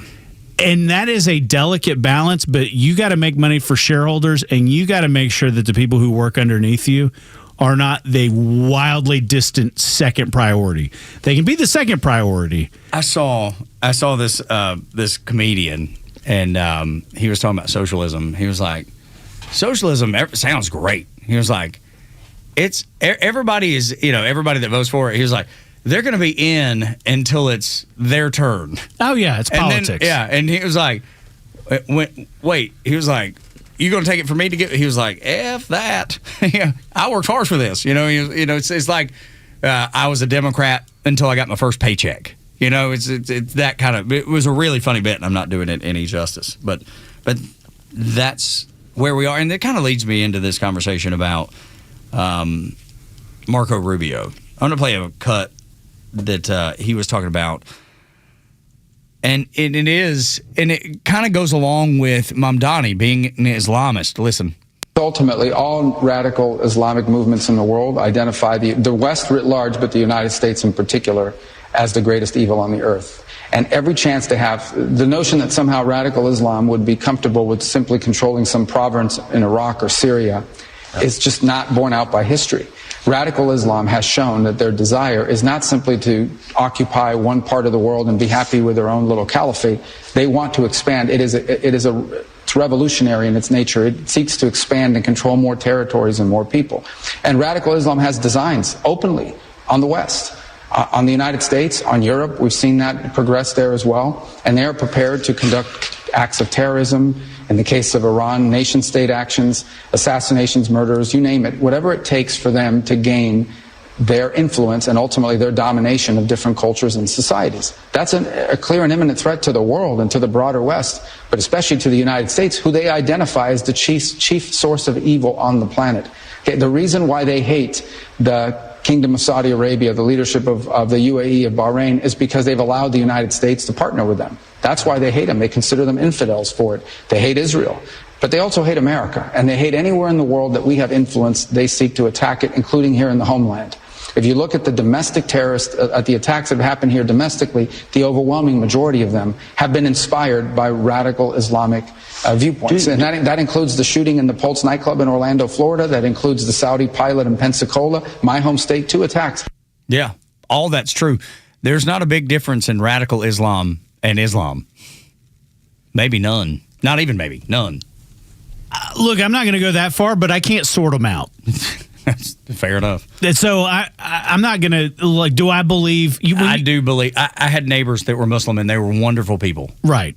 And so, but you look at the Islamic-ish countries, Saudi Arabia and the turn that they've made, and the UAE and Abu Dhabi and Dubai, and you look at the wealth creation that is going on right now over there, and a lot of people from the West, Tucker Carlson's buying a house over in one vacation home, I guess.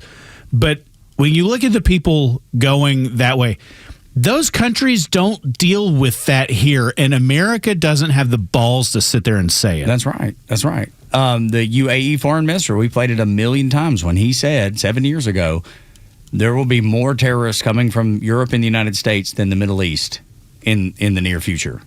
And he's right. And he used political correctness as the answer, as the reason behind it. That's just, I quit holding my tongue. Yeah. Can't do it. No, you have to be brave enough to say what needs to be said. And that may have consequences. Absolutely. Somebody will hear me. Yeah, somebody will be mad about it. Look, I'm not necessarily writing about this in the paper. Yeah, right. However, it ain't the same medium. No, that's exactly right. And there isn't a good answer, Tug. It's just inconvenient. What are you talking about? What do you mean? I can't tell the difference when we look at immigration papers about when Trump did, and they called it the Muslim ban, and they were like, this is incendiary and racism. You guys got a better idea? Yeah. Because the answer to that is no. Well, But CBS and NBC and all that, dude, couldn't wait to fire up the pitchforks and how racist and terrible it was. Dude, he was right. He was right. He's absolutely right. And it makes us sound like not great people. I don't care anymore. No, well, you can't. Are you seeing what's happening around you? No, I mean, you look. It's in the four corners of the earth. The Russians, which we don't have a lot in common with, how do they deal with it? Yes, that's right. The Chinese, who we don't have a lot in common with, how do they deal with it? Dude, the Egyptians, the Jordanians, how do they deal with it? UAE, how do they deal with it? And we're not polished enough to do it. I'm a founding fathers guy. I think that there's a lot of value in there, but I don't put them on the pedestal that everybody else does, because the world changes and things change. When you say globalism, it's like they couldn't have envisioned what weaponry would become. And now you have the Second Amendment right. I'm not saying I'm anti-Second Amendment. I know that. I'm saying they didn't know what it was going to turn into. We don't know what it's going to turn into. Still to this moment. To this moment. But there's not a better document that's ever been printed on the face of the earth. But when you also look at some of the things that they put in place, like they said that black people were 3/5 of a person in the United States Constitution. Like, the world is just different. And it's different from 20 years ago in the sense that we knew when 9/11 happened, it opened us up to a lot. And I'm not saying that they're all like that. I'm saying I don't have a way to differentiate who, how, and why. It took 19. Yeah. On 9/11. But it is ever present. And I just know there are places, and I don't want to live in the Horn of Africa. I don't need an immigration policy. Like, it's sad that those people were lawless, persecuted, and plenty of good people from Somalia wanted to come to the United States of America, and I am sensitive to that. However, I'm becoming less sensitive. You're damn right. And just like Bukele said down in El Salvador, when he started locking people up, like the gangbangers, and he was like, we're going to round up some people that don't belong in this jail. I know that. But we got to do it. And did. And now it's like the safest place in the hemisphere to go. It is, because, and my point is, it's imperfect. There are going to be people that are sent out of this country. And I hope it's not me. Yeah, right. There are going to be people that will be deported or sent out of the country or denaturalized, if we get to that point, that get wrapped up in it. And I hate that, but it's got to happen. The unintended consequences are collateral damage. Yep. It exists just in everything. Just like with war. When you drop the bomb, it takes out whatever you need it to, but then there's going to be innocence that's lost in that. And did you want to fight the Second World War forever? No. No. Absolutely not. And that's why you dropped the two bombs that you did. And there were plenty of innocence that was lost. Yeah, and, mostly. Yeah. Well, yeah, exactly. Yeah. So, yeah, you just got to be ready and you got to be willing to talk about it. You got to be brave enough to talk about it. When we continue, the fraudsters admitting to their fraud on accident. Next and Extra. Extra 106.3 is connected to the Atlanta community with the local officials and candidates that share your values, plus the national perspective from the most trusted name in news like Glenn Beck, Clay Travis, Buck Sexton, and Atlanta's own Neil Boards. Proud to be the conservative voice of Atlanta. Extra 106.3 FM and the Extra app. Hey, this is John Flading. I'm the president and owner of ATL Turf Co. We have become a highly sought after turf installation company in the Atlanta and North Georgia luxury residential market.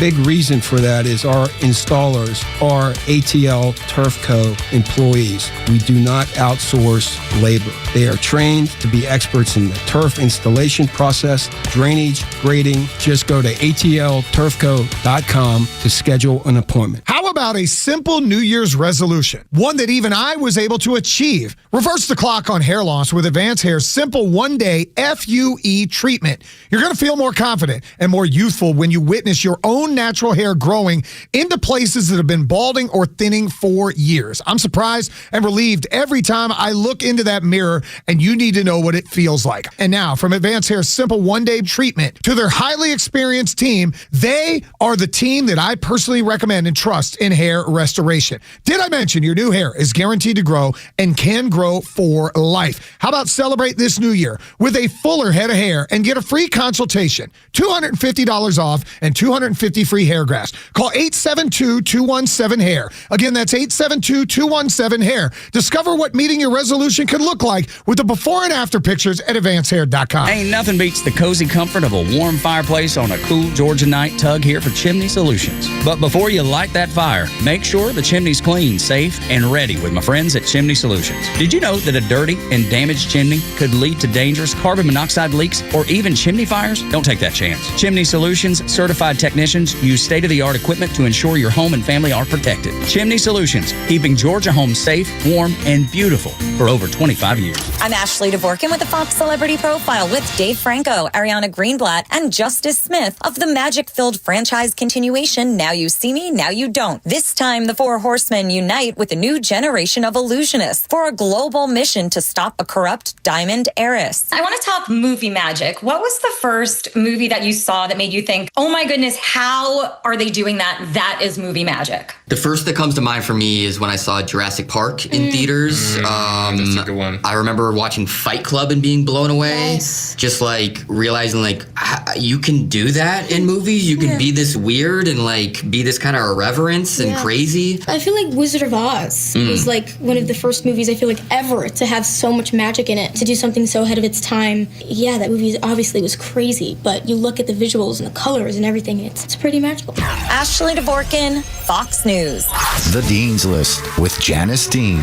An unofficial team mascot taking Kentucky college campuses by storm makes today's Dean's List. The cat's name is Pudge, a 3-year-old exotic short-hair cat that has a growing fan base on social media. It all started back in 2020 when Pudge's human, George Carlson, started posting videos of his favorite feline and soon became an internet sensation. Pudge does not miss a single Bowling Green game, home or away, and he takes it all in from the sidelines. Even the opposing schools love it when Pudge comes to visit and gets VIP treatment. When Bowling Green was visiting the Louisville Cardinals, Pudge was welcomed with his very own locker stocked with treats, a little bed, and even his own litter box. Fans can't get enough of Pudge, winning hearts one person at a time. Janice Dean, Fox News. The stories that matter to you. These are your Georgia headlines. It's Friday, January 2nd.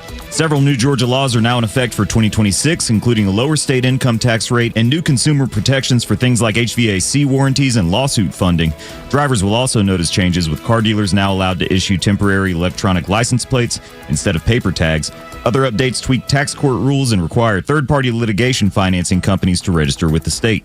Atlanta-based Coca-Cola is planning layoffs at its corporate headquarters, with about 75 employees expected to lose their jobs starting February 28th. The company has not said which positions will be cut, but says these changes are designed to support growth and transformation in 2026. The headquarters will remain open as the workforce is adjusted. And Jaha Howard was sworn in as the new Georgia State Senator for District 35, representing parts of Cobb and Fulton counties. He replaces Jason Estevez, who dropped out to run for governor. Today's weather, mostly cloudy with a high of 58 and some afternoon showers. With your headlines, I'm Jerry Payne for Extra 106.3. I think Donald Trump is right again. What's happening in Minnesota is just the tip of the iceberg, and we'll find out, that every state and every blue city will have their own issues. But that's the Democrats' voting base. They are living off the taxpayers' backs. I mean, they're the fraud numbers. Donald Trump said 18 million. That was the number he billion. used. A billion, I'm sorry, yes. 18 with a B. billion, with a B, yes. Was the fraud numbers out of Minnesota. You're starting to see it pop up in Columbus, Illinois, Columbus, Ohio, rather. That was the thing that was bubbling up over the last couple days, people talking about that directly. And I know the House Oversight Committee is going to do a hearing on this, which tells me absolutely nothing is going to happen to anyone that was involved. That's one of the great American traditions, is like, we have uncovered all sorts of waste, fraud, etc. We're going to subpoena all these people. So that's how you're telling me nobody's going to jail? No. Nothing's going to happen. Very few, if anyone, will be punished for this. I mean, just think about it. Dude, look, Well, $18 billion would go a long way in Somalia, Tug. Dude, $18 billion would go a long way in Atlanta. Yeah, you could buy whatever you wanted to buy over there for as long as you wanted your little new community to exist. Yeah. Problem is, it's not just going to Somalia, it's going to Al-Shabaab, the terrorist organization, and then being laundered back, in my opinion, to the Democrats. That's the way they'd done it for years and years and years to finance campaigns. They did it through USAID, and now they're broke all of a sudden. That thing went away. But that's who the Democrats are. They're like, we're going to import people that will vote for us. We're going to tell them they'll give them lots of money, give them opportunity to do what they're doing in Minnesota. We won't do anything about it. Everybody wins, in their view. It's just a numbers game when you look at the federal government racketeering and money laundering scheme.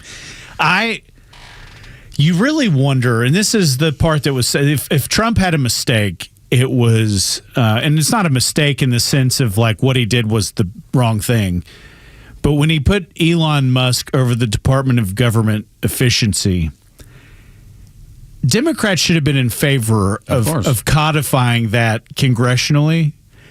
And Republicans too. Yeah, many weren't. Well, I don't know that the forethought ever came of, hey, can we do this in this realm? But, you've got a transcendent figure who is really willing to lend his time, who I venture to guess probably doesn't agree with, meaning Elon Musk. I bet he doesn't agree with Trump plenty. Yeah, but if you watch his Twitter, he seems to be agreeing more often than not now. I'm sure. I think he always has. I think when the Democrats really started to censor people for saying things that weren't popular, that was where Elon was like, I'm not fine with this. Yeah, I'm not okay with censorship. I'm not okay with the fraud. I'm not okay with stolen elections and things. I really do think it was the fact that they took to social media and censored what people said. Well, and he got to see it up close when he bought Twitter and fired 80% of the workforce, and nothing changed. Yeah, exactly. It's kind of like the federal government. Do we need all those people? No. The answer is no. And that's the only thing that grew under the Biden administration was government health care. I'll tell you, dude, we spend as much money as they did. More. No, I know that. But I don't like that either. Maybe we're spending it on stuff. Yeah, maybe. That was always my. I'll just tell you, even locally, we did like a $25 or $30 million bond initiative in 2021 when I was about to roll off the city council in Alpharetta. There were two big reasons why I did it. One, the bureaucrats know how to hide anything in a 400-page budget. Knowing no one will read it. Knowing that, and if you ask questions, if it's vague enough, like, I'm just going to break it to you. Your state legislators and congressmen, they don't have any freaking idea what's in that thing. Yeah. And they don't put it together. We have to pass it to find out what's in it. And there's some truth to it. But I did a bond deal just knowing in parks locally, small potatoes. I was like, it is spent on these 7 things and only these 7 things because I knew the money was free. It's from the federal government. Or from the bond. Yeah, from the bond. Yeah. It was 2% interest, which means it was free. Yeah, and I knew that they're really good at being like, well, we hired somebody here, and we hired somebody here, and we hired somebody here, and I'm one of 7 people. I don't know what all these people do for a living.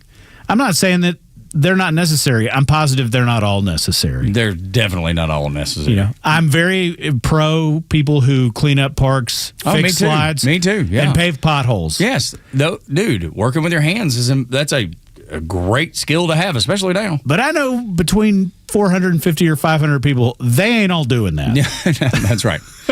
Without a doubt. So I really spent the money knowing that at least you could feel good that they had to make the budget balance. And knowing that I was at least keeping a couple people off the payroll. And it was easier to do at a local level like that. Well, yeah, the budget in every city in the state of Georgia, and it's honestly like probably 35 to 38 states around the country, have to balance their budget. It's the biggest disconnect between your state government and Washington, D.C., because they're the ones who print it. that make all of the dollars in your wallet worth less money. Mm-hmm. And this goes back to the affordability thing we talk about, because where people don't. That's going to be a huge thing going into now. 25-year-old kids came out of school and were spending a devalued dollar. Yep. And still are. And the Republicans are just as guilty. Absolutely, they are. They love spending your money just as. That's what I told you earlier. I think 3/4 of people in government are there for themselves and nothing else.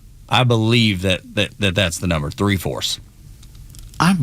You'd have a hard time disagreeing with that. Dude, why would you... Okay, if you were a capitalist, and we're not all capitalists anymore, apparently. If you were a capitalist, why do you want to seek out a government job? And I'll even include the Department of Defense. 3/4 of them, why do they go do it? They're permanently employed. You think that's the case with the military? Yeah. I think that's why people stay. Yes. You have a job and you have a pension at the end. 42 years old, my dad started drawing a pension. With lifetime health care. Right. Which, let me tell you, don't try to use it because the VA sucks. And everybody knows it. If you want to... Well, he's got TRICARE. Yeah, well... It's a step up. Barely. Because my brother... He'll also say that, too. Yeah, right, exactly. If you want to see what socialized medicine's like, get on the VA. And anybody that has to deal with it knows that it's not good. But you think that's what it is? 75% know where the next 2 weeks is going to come from. Especially, think about this in the military. Especially knowing that we've lived in relative peacetime. Oh, I mean, the last 5 years for sure. Yeah, for sure. But even prior to that, 20 years ago, before Afghanistan started. Yeah. It was... The Iraq War the first time around, and that was about all that was between Vietnam and 2002. Mm-hmm. So you have relative peacetime. That was what my dad was in. Yeah. He went in the year after Vietnam, and he got out in 97. Okay. Does that sound right? Yeah. Sounds right. Yeah. Maybe 96. Yeah. Yeah. So, right. Dude, I lived in Hawaii twice. That's what I'm saying. Japan. It is not a bad life. Right. You're not making millions. No. But you have... dedicate. You know where you're going to be for the most part. That's what he did. There's a check coming in for the most part. So I think a lot of people stay in the military because of that. And I'm not saying that that's a bad thing necessarily. What I am saying is that in government, 3/4, especially elected office, they are there because they know they can get really, really rich. Ask Nancy Pelosi, and as J.D. Vance said, she's not even in the top 10 of people that has gotten rich by being in D.C. and taking advantage of the positions that they're in. I believe it used to be, hey, how do I improve the life of the everyday American? I don't think that's it anymore. I think maybe even the ones that did go up there with that reason get caught up in the machine, and it is so easy to... I mean, it's like a wave pool, man. I didn't say it when I did it. I was like, I'm only going to do it once, and I'm going to do it as hard as I can do it. And for 4 years. And that's the same attitude of like, I could go back and run for elected office and be like, I don't intend to stay. Yeah. If I did the General Assembly, I'd probably shoot for the 8 years. But I don't have an overwhelming desire to... I loved it. I was great at it. And it took a little while to do it, but if I was to do Congress, I'd do 3 terms, and I wouldn't even lie about it. I'd be why only 3? Because I'd want to qualify for the pension, and I want to give the seat back. My original point. Yeah, but that's not for the pension. Yeah, but that's, dude, a life. That's quite a perk. Nobody else got one. Look, your state legislators in Georgia, if they do 4, get health care until 65. Absolutely, and theirs is not like the crappy kind. No, it's there's a reason that those in Congress and in the Senate in the U.S. they got a good gig. They don't use the ACA. They don't use Obamacare.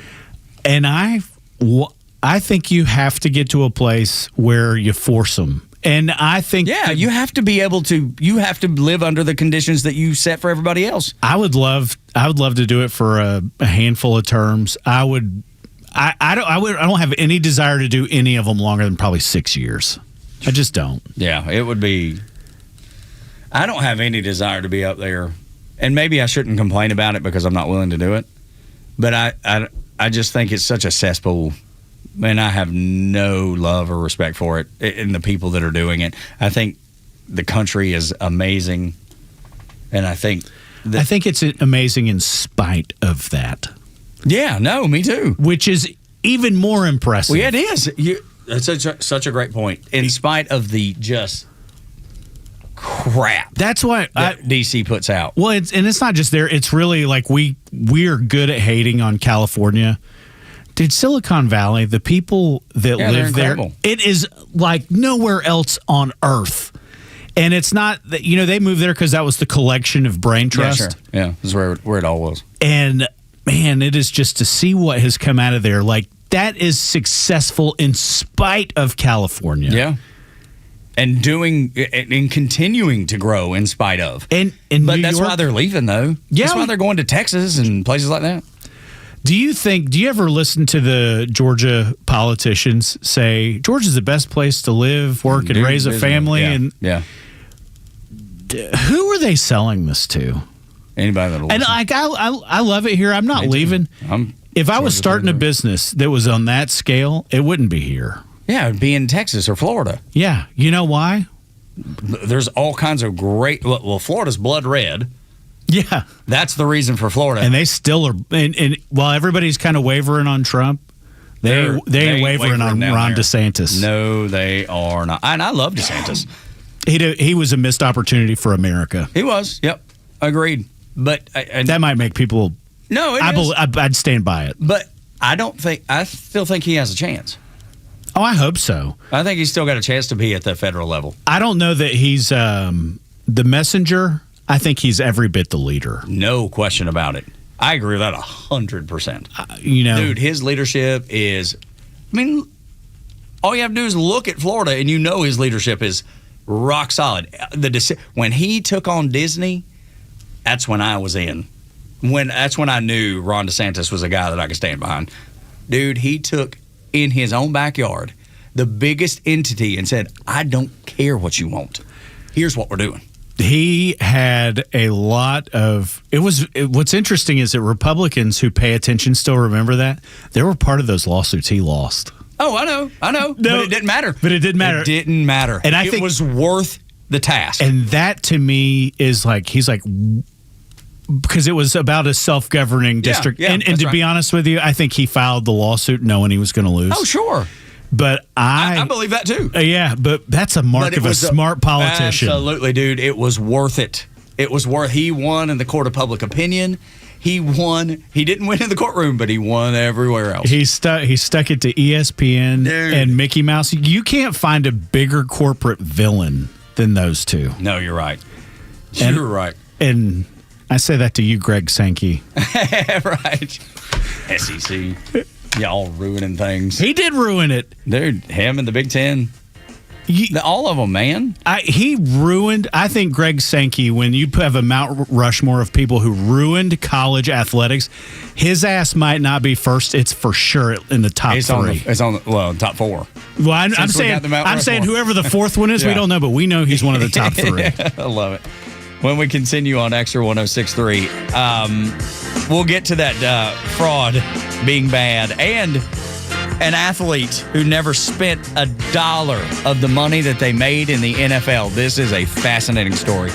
Next on Xtra.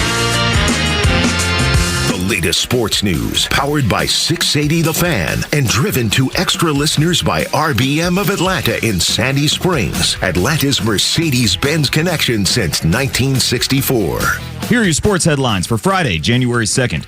From the college football playoffs, a shocker in New Orleans as Ole Miss eliminated Georgia in the Sugar Bowl. Georgia led 21-12 at halftime, but quarterback Trinidad Chambliss led the Rebels in a second-half comeback, finishing with 362 passing yards and a pair of touchdowns. Ole Miss kicked the game-winning field goal with 6 seconds left, the final 39-34. Elsewhere, Miami upset Ohio State in the Cotton Bowl to move on to the Fiesta Bowl, where they'll face Ole Miss. Oregon shut out Texas Tech in the Orange Bowl 23-0, and Indiana blew out Alabama 38-3 in the Rose Bowl. Oregon and Indiana will meet in the Peach Bowl. In the NBA, the Hawks head to Madison Square Garden tonight to face the New York Knicks. Tip-off is scheduled for 7:30.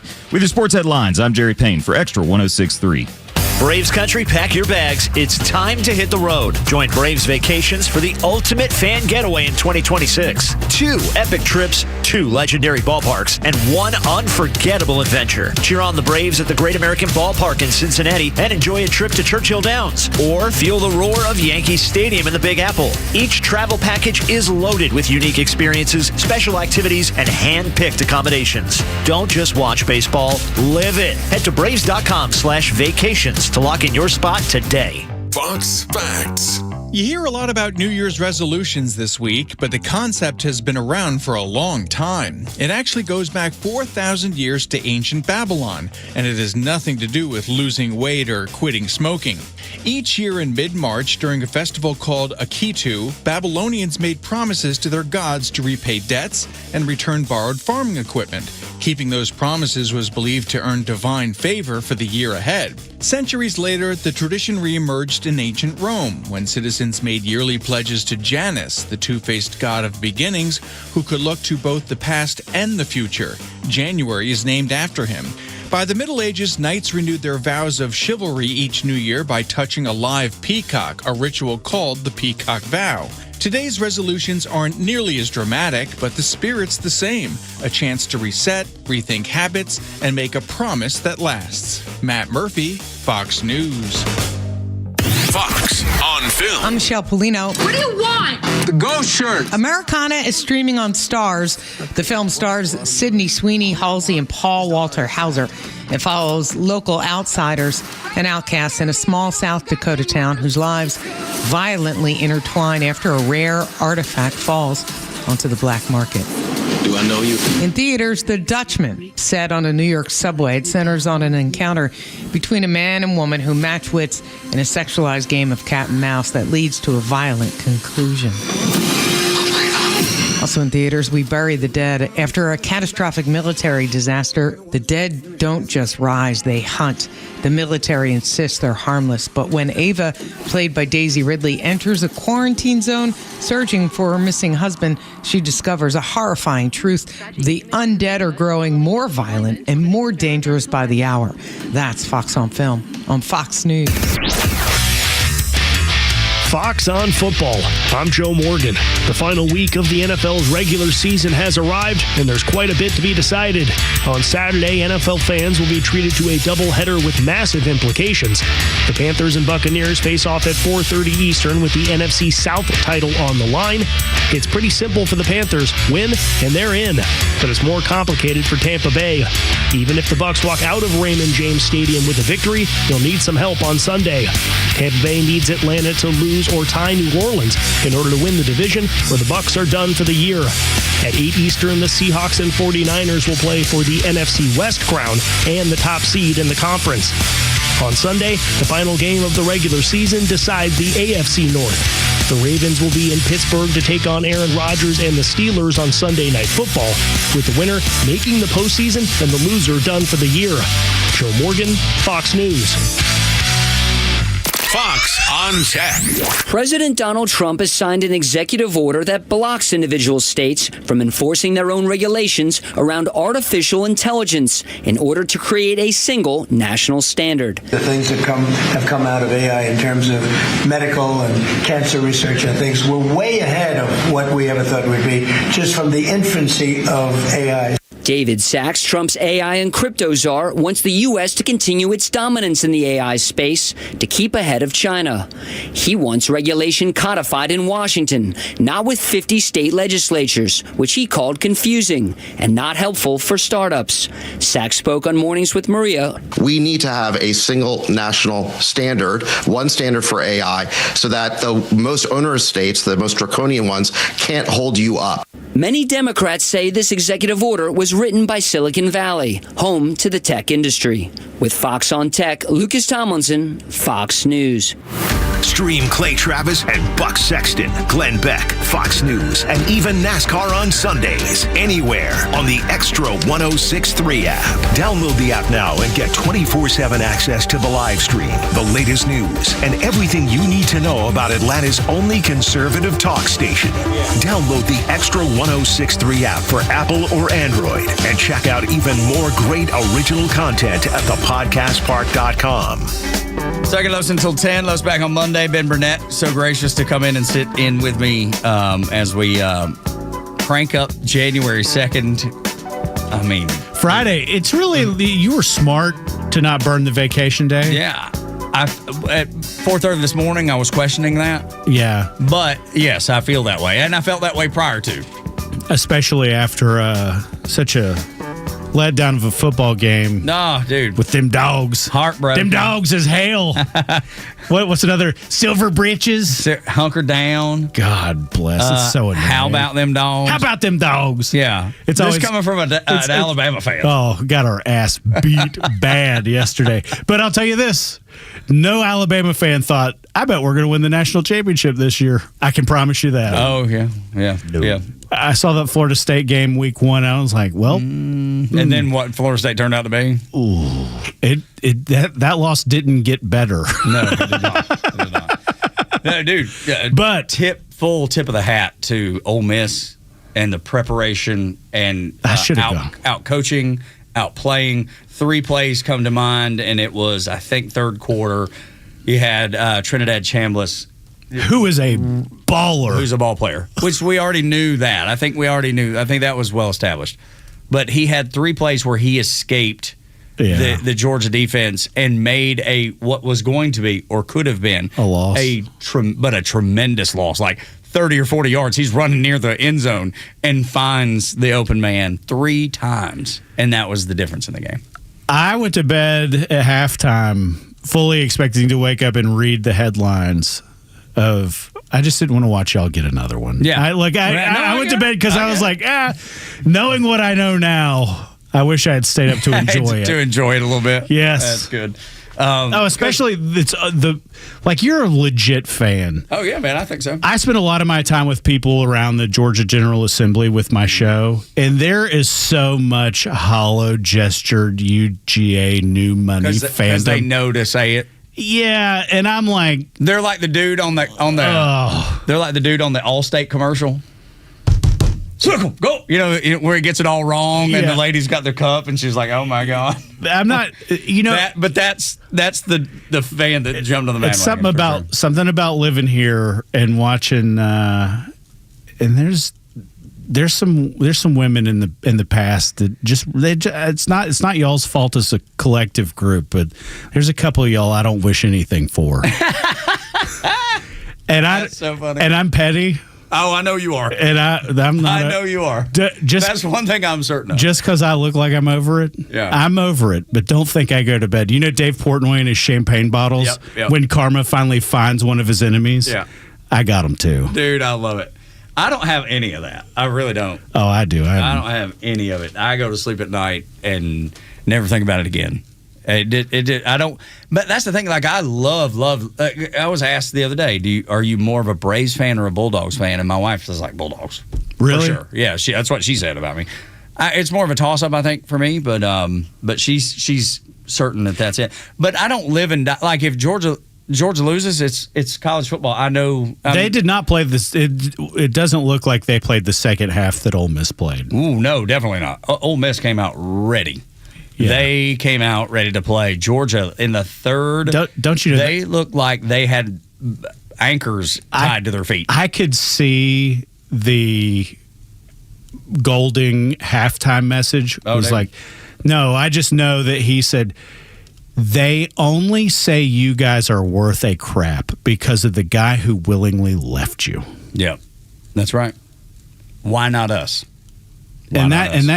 It's a powerful message. I guarantee you, like the whole war, you guys played like you don't believe in yourselves. Yeah. Well, that wasn't exactly true. I mean, they were like a missed play or two from having a 1-possession game in the first half. Of course, yeah. But I guarantee, I always know I'm a good motivator of an individual, and I guarantee you, I'd know exactly what the halftime message was. Yeah, no, I think you're right. Your head coach thought so little of you that he left you before you played your biggest games. Do you agree with him? Yeah, you playing like you are. Yeah, do you agree with him? No, I thought it was great. Look, I'm cheering for Ole Miss the rest of the way. I will be a... you got your powder blue jersey on? Shoot, yeah, man. No, they do have some of the slickest uniforms. Oh, dude, they always do. Their colors. I mean, they have some great uniforms. So good. I get they learned how to raise money because Kiffin knew the game. Yeah, sure. But Indiana, I do not understand how they have done this, and I'm not sure. Like, we thought Kirby Smart was the answer, like he was the guy in the best position to be the rightest. Mm-hmm. And I'm not convinced that he's not, but I know that guy in Indiana knows something that nobody else knows. He's got something figured out for sure. And he's awkward.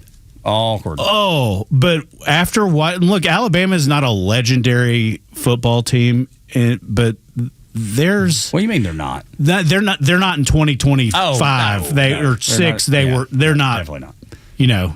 They're a blue blood, but not this year. Yeah, it's not Amari Cooper and it's hard to do that again. And Derrick Henry they ain't living with those days. No, for sure. But what Indiana was able to do to them yesterday was there's not a lot of teams that do that to them. No, I agree. And I was pulling for Alabama. Yeah. I was pulling for them the whole time. I was the only one in my household that was pulling for Alabama. They're like, hell no. And I was like, come on, Alabama. Because I have nothing but I respect Alabama greatly. I do like the candy stripe basketball pants that Indiana used to wear. Nah. That was that cane? Yeah, the candy cane. I'm not the old Bobby Knight pants. Yeah, I can't. Yeah, I'm not with that either. But dude, the latest data I can find says the Hoosiers football program $3 million in NIL. There's no way that's true. This is what I'm looking at. I know. I'm just saying. A lot of that doesn't have to be disclosed. I was going to say, I bet it's not far off. I don't. It ain't going to be far off for long because now he's going to be like, guys, if you want to stay here, this is what it costs. Yeah, this is what it costs. Yeah, no doubt. Because he ain't long in the tooth to go toe to toe with Ohio State with like apples to apples. Ohio State's NIL was like $35 million. Yeah, I'm just saying, like on some level, if that's the mean, it's got to get there. Let's say it was 10 for Indiana. Right, could be. And Ohio State's $35 million. But where are they pulling 10? Like, what is? I don't Indiana know. That's my whole point. Oh, no. I've actually found this from back in October. Mark Cuban being a big donor. Is he an Indiana guy? Yeah, he went to Indiana. I didn't realize that. Okay. So they got a billionaire in their pocket. Okay, all of a sudden. Oh, you only need one. Michigan's got Dave Portnoy. Yeah, all of a sudden. Oregon's got Phil Knight. That's fun. Dude, that's the number. Auburn's got. If I just pick one to root against, it's Oregon. I hate Oregon. Do you? Okay. Yes. I don't have any ill will toward them. I don't love them, but I don't hate them. But I don't like Nike. I refuse to wear Nike. Yeah. Their people were really nice in Miami for the Orange Bowl. Oh, that's good. How about your boy Gronkowski? Dude, he's nobody looks at Rob Gronkowski and goes, I bet he could solve the most difficult math problem in the world. No. Never. But you know what he did do right? He never spent a penny of the money he made in the NFL, not a dime. He lived off of all the endorsements now called NIL. Yeah, that's what everybody calls it, whether it's in college. But his endorsement money, he lived off that. Dude. Already had a roommate. Even in his first 2 years in the NFL, I was like, this guy is my, like, I'm not a rocket scientist, but I definitely don't want to have to become one later. Mm-hmm. No, that's right. I didn't know how long the NFL was going to last. I was a second-round pick, so it was like $4 million deal. And I was like, if I play this contract down, I'll be set for life. I got $2 million in the bank. I can make $100,000, $200,000 of interest. I was like, I can only play, if I only play 2 or 3, 4 years, I'm good. And lived off all of the money. So he's spent zero. Imagine being 25 or 26 with $2 million that the government couldn't tax again. Yeah. Holy cow. And then you get to invest that? Yeah. Dude, if you didn't do anything for the next 35 years, that'd be worth probably $30 million. Dude, what do you think he's making? As a Fox guy? Well, but that, USAA, yeah, Tide, Nike, Duncan. Millions. Dude, he didn't have to touch it. He might have been smarter than Tom Brady. Dude, Tom Brady's dating some YouTube influencer. That can't be good. I'm sure that ends well, Tom. Keep it up. Yeah. Way to go, kid. Goat my ass. Fun while it lasts, though, I bet. It does. Best 8 seconds. Best 8 seconds of his life. Yeah, no kidding. That'll do it for us, y'all. Thank you for being here. We appreciate it. We'll catch you back up on Monday on the Morning Extra. Back then Clay and Buck, and then the afternoon show with Kimmer here on Extra 106.3. Y'all come back now, you hear?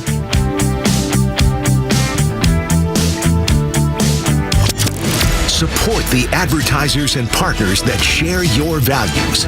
Give our Extra advertisers the first shot to earn your business. They will deliver for you every time and support the Extra community like no one else. Connect with all of our partners online at extra1063.com.